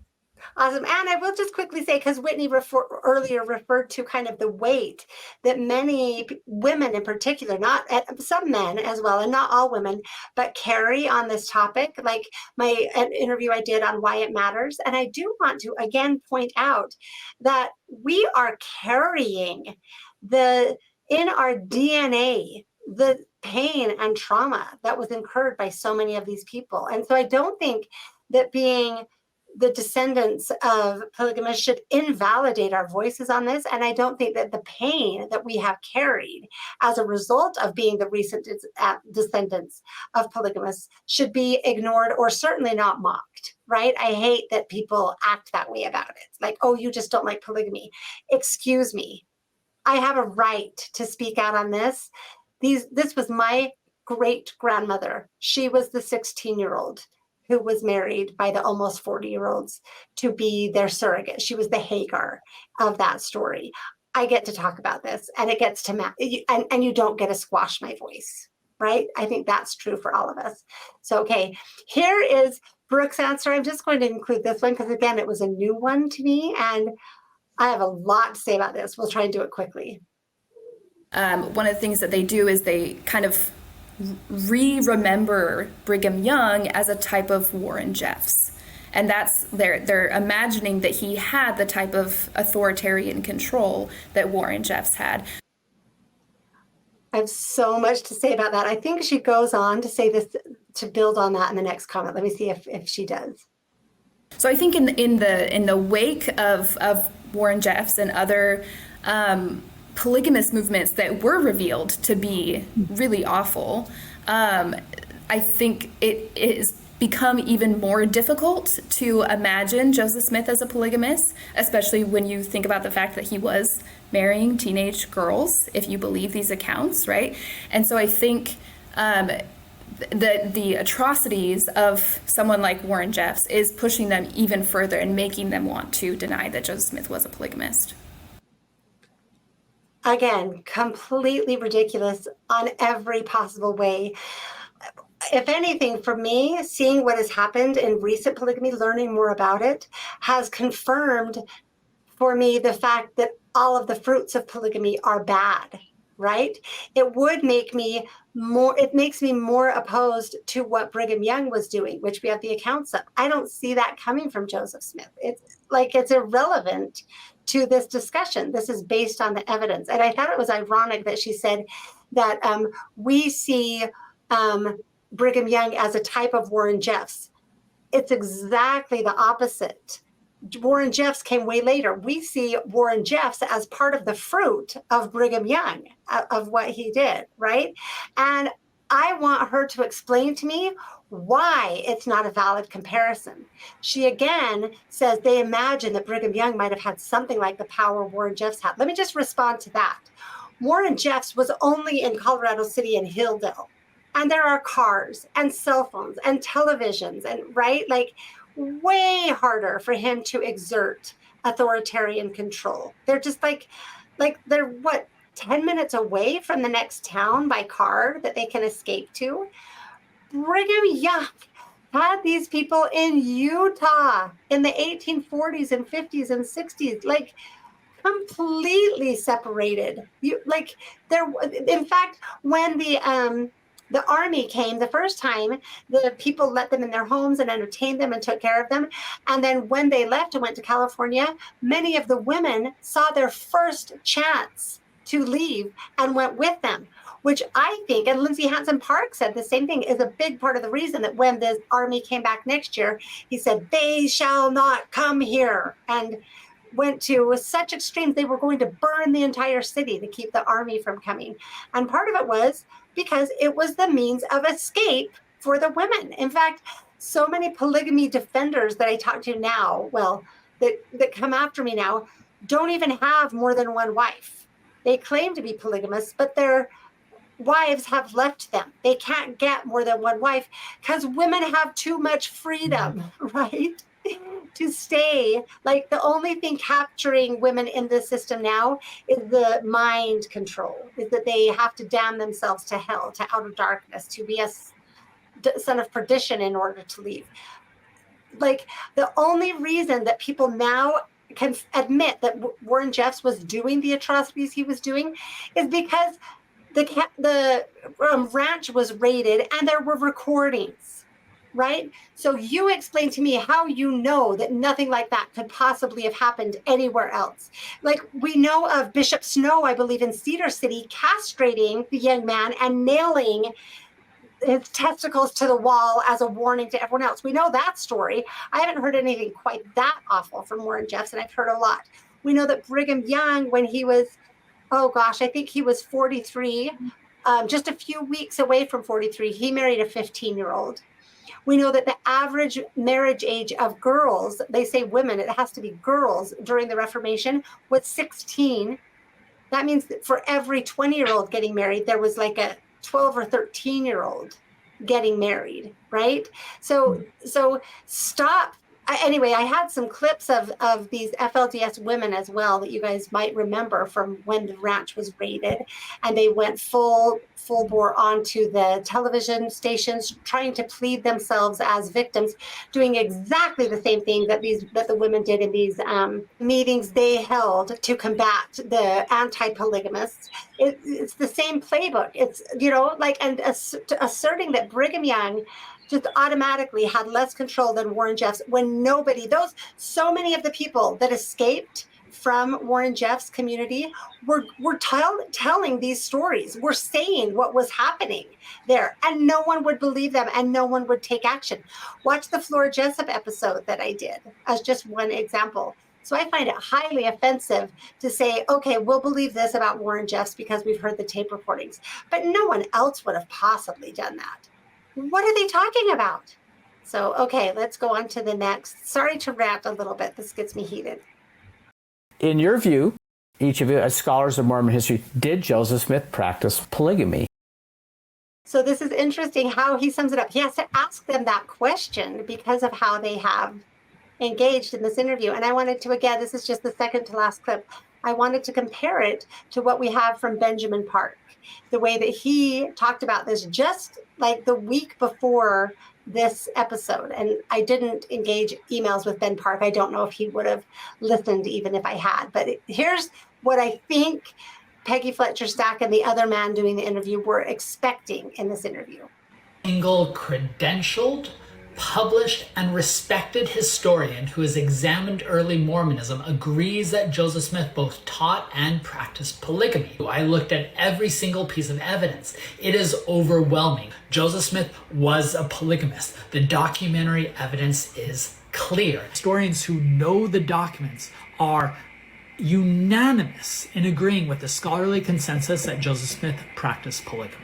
There is no historical question that Joseph Smith practiced polygamy, especially in Nauvoo. We have contemporary records, we have accounts from those involved, we have documentation from the period itself. Not a lot, we still have to piece things together, but there's no historical question that Joseph Smith practiced polygamy, and he practiced it quite a lot.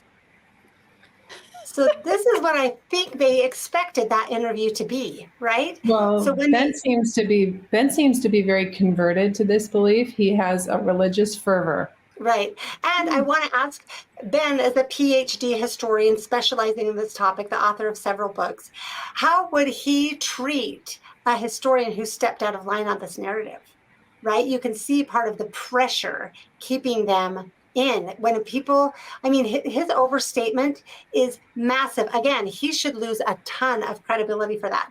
But I want to compare his approach to it to how first Brooke and then Matt answers this question that they were asked about the evidence. Listen to the difference in tone just after a couple of weeks. Like I said, like we talked about before, there is really no way. Historians all recognize there's no way to know for sure what happened in the past. We are always willing to amend our historical narratives if you're a good historian. Again, be a good historian, right? Isn't that a different tone? In fairness, she does go on to say that for her, the weight of the evidence supports Joseph being a polygamist. She thinks it's very difficult to claim he's not a polygamist. Again, I would invite Brooke, I hope you will engage with our evidence. I hope you will come on and have a conversation with me about it. Or if not, at least look into the claims we're making. Even if you want to wait until we get them published in some journals, some of the different claims. But like read Whitney's book, just start engaging with the evidence, at least, to some extent, because you might come to a different conclusion just as we all did. And now I'll play Matt's answer so you can also compare it to Ben Park.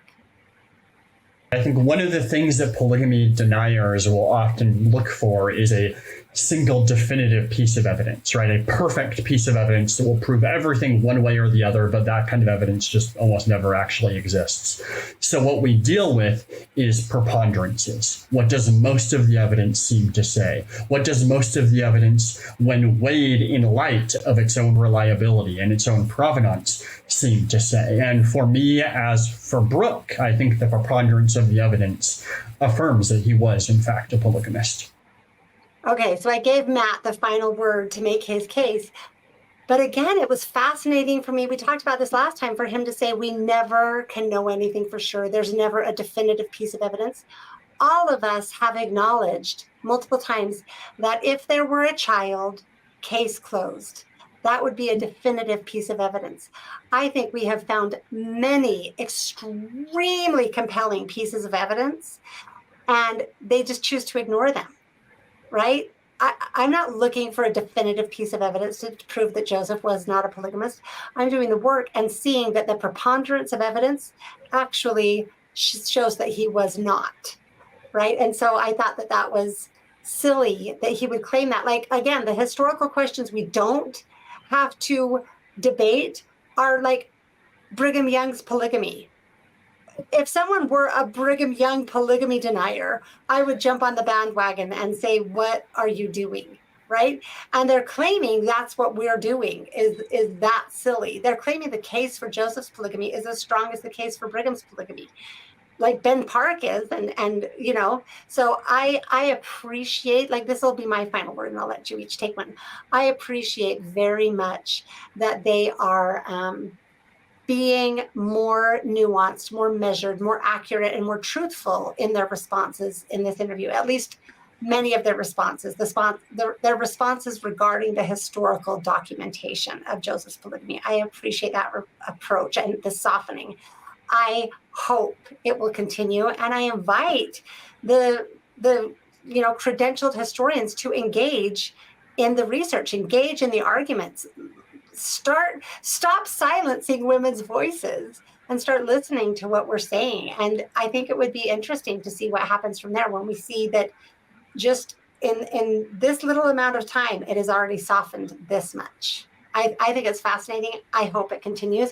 And I hope that other historians and people that are speaking as authoritatively and with as much certitude as Ben Park is will reconsider, because it's not going to go well for them in the long run. Anyone else have the last thing to say? Just that they keep talking about the preponderance of evidence, and I'm like, share it with us, because we haven't seen it. I mean, it's all like just 90% of it or something is these women's late testimonies. The same women who, when Brigham Young introduced polygamy in 1852 to the crowd, and some people were skeptical of this, what? And he's at pains to help them understand that, no, it came from Joseph. And he's trying to convince people of it. Not one of the women at that time said, yeah, totally, I was his wife. None of them. But they still believe these late 1869 and 1877 affidavits. It's crazy. And so the question isn't, do we believe the women? It's, do we believe these women over Joseph Smith and Emma and Hiram? And it's like, then for me, it's just, it's the preponderance of contemporary evidence says he wasn't. Joseph said he wasn't. I believe him. Awesome. Thank you. I love it. Anyone else? I was just going to say the same thing that Karen and you mentioned, the preponderance of evidence. And it continually is upsetting to me when people throw out the evidence that Joseph said for himself while he was alive. When they say, oh, the contemporary evidence, and they always bring up, William Clayton or someone who was a pro-polygamist, and they disregard what Joseph said about himself and what Emma said her entire life, and what Hiram also said. And so just to add to what Michelle had said and Karen, just that when they talk about preponderance of evidence and they throw out these big terms like Ben Park numerous times saying, I've seen all the evidence, I've seen it all, and so therefore you can trust me when I'm telling you. I don't think anyone's seen it all. I continually will stumble on things on the church history library that, is a long buried letter from some, inconsequential person that the church held on to. And it talks about things that help shed light on this. So dig in and get looking for truth, and it will find you if you're truly seeking it. Oh, I love it. Okay, thank you so much. And I had just wanted to really quickly respond also to the question of, do you believe the women or do you believe the, contemporary evidence? And I think maybe we need to find a different way to say that, because it's not the women's voices. Those affidavits were not the women's voices, right? So do you believe how the women were used in the patriarchal structure of polygamy over the contemporary evidence is actually what the question is, right? We don't have to accuse these women of lying. We are accusing this system of using the women in this way, as well as in this way to claim Joseph's polygamy, just as they use them in every other way. Okay, and Gwendolyn, did you have something you wanted to share? I have a scripture that I want to share. When I was reading Alma 5, this really jumped out at me in a different way than it had before. Alma the Younger has been preaching to these Lamanites who held to the tradition of their fathers, and they converted and their souls did expand. They did sing redeeming love. And I want to kind of frame this a little bit different. Alma says, what is the cause of this, right? Did not my father, behold, I can tell you, this is Alma 5, verse 11.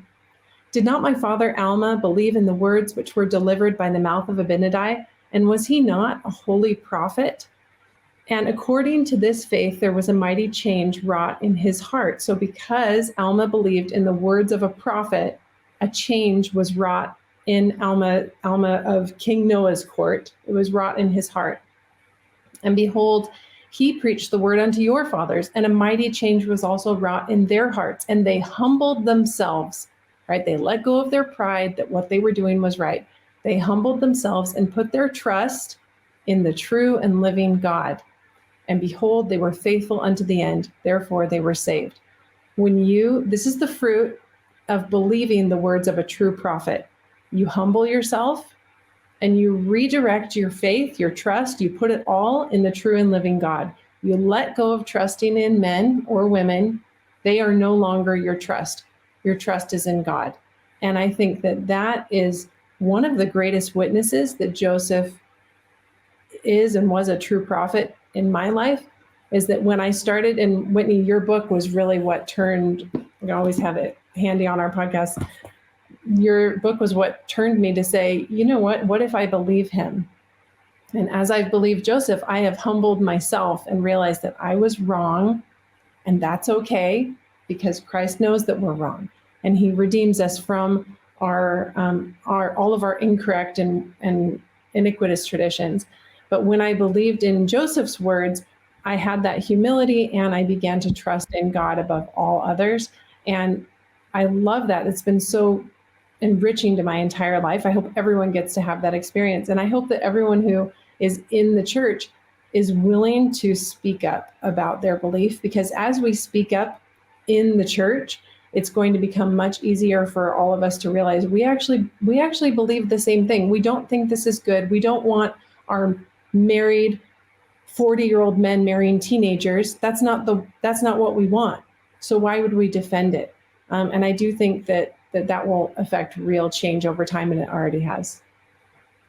Awesome. I have loved what everybody has shared so much. I want to thank all of you for coming. Just, Gwendolyn, when you were speaking, it reminded me of Joseph's May 26, 1844 speech that is so heartbreaking when he's like making his last attempt to say, I didn't do this, and which people laughingly throw out now and say he was dodging, or, you know, but the speech was referring to 2 Corinthians 11. That's what he started with.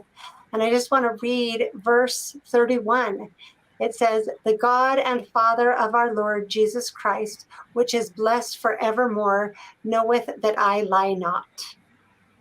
Joseph Smith was not a liar. And I don't say that because of motivated reasoning or because of a need to make him over in my image, or because of my need to do anything other than seek out and find and accept the truth. And the truth happens to be supported by all of the evidence that I can find. I don't want to overstate it, but the truth happens to be that Joseph Smith was not a polygamist. And we all understand personally the cost of coming to accept that truth, or even being willing to consider that possibility. We understand personally the cost of that and the fear that might be associated with it. But I sincerely hope that members of the church, non-members of the church, anti-Mormons, and historians will consider just opening their heart and mind enough to come to the evidence fresh, to come to it new and consider what it might actually say on its own merits. That's all we're asking for. So thank you, you guys, for engaging with me. This was another beautiful conversation, and I can't wait to speak to each of you more. Thank you. Another huge shout out to these brilliant women who spent so much time with me breaking down this episode. Who knew there was so much content? We could have talked about this a lot more. And as I said, at least one future episode will be coming based on this Mormon Land episode. I think it is essential to provide just how much evidence there is of the patriarchy and Brigham Young's control in it in early Utah. That was an astounding claim to me. So thank you again for joining us, and I will see you next time.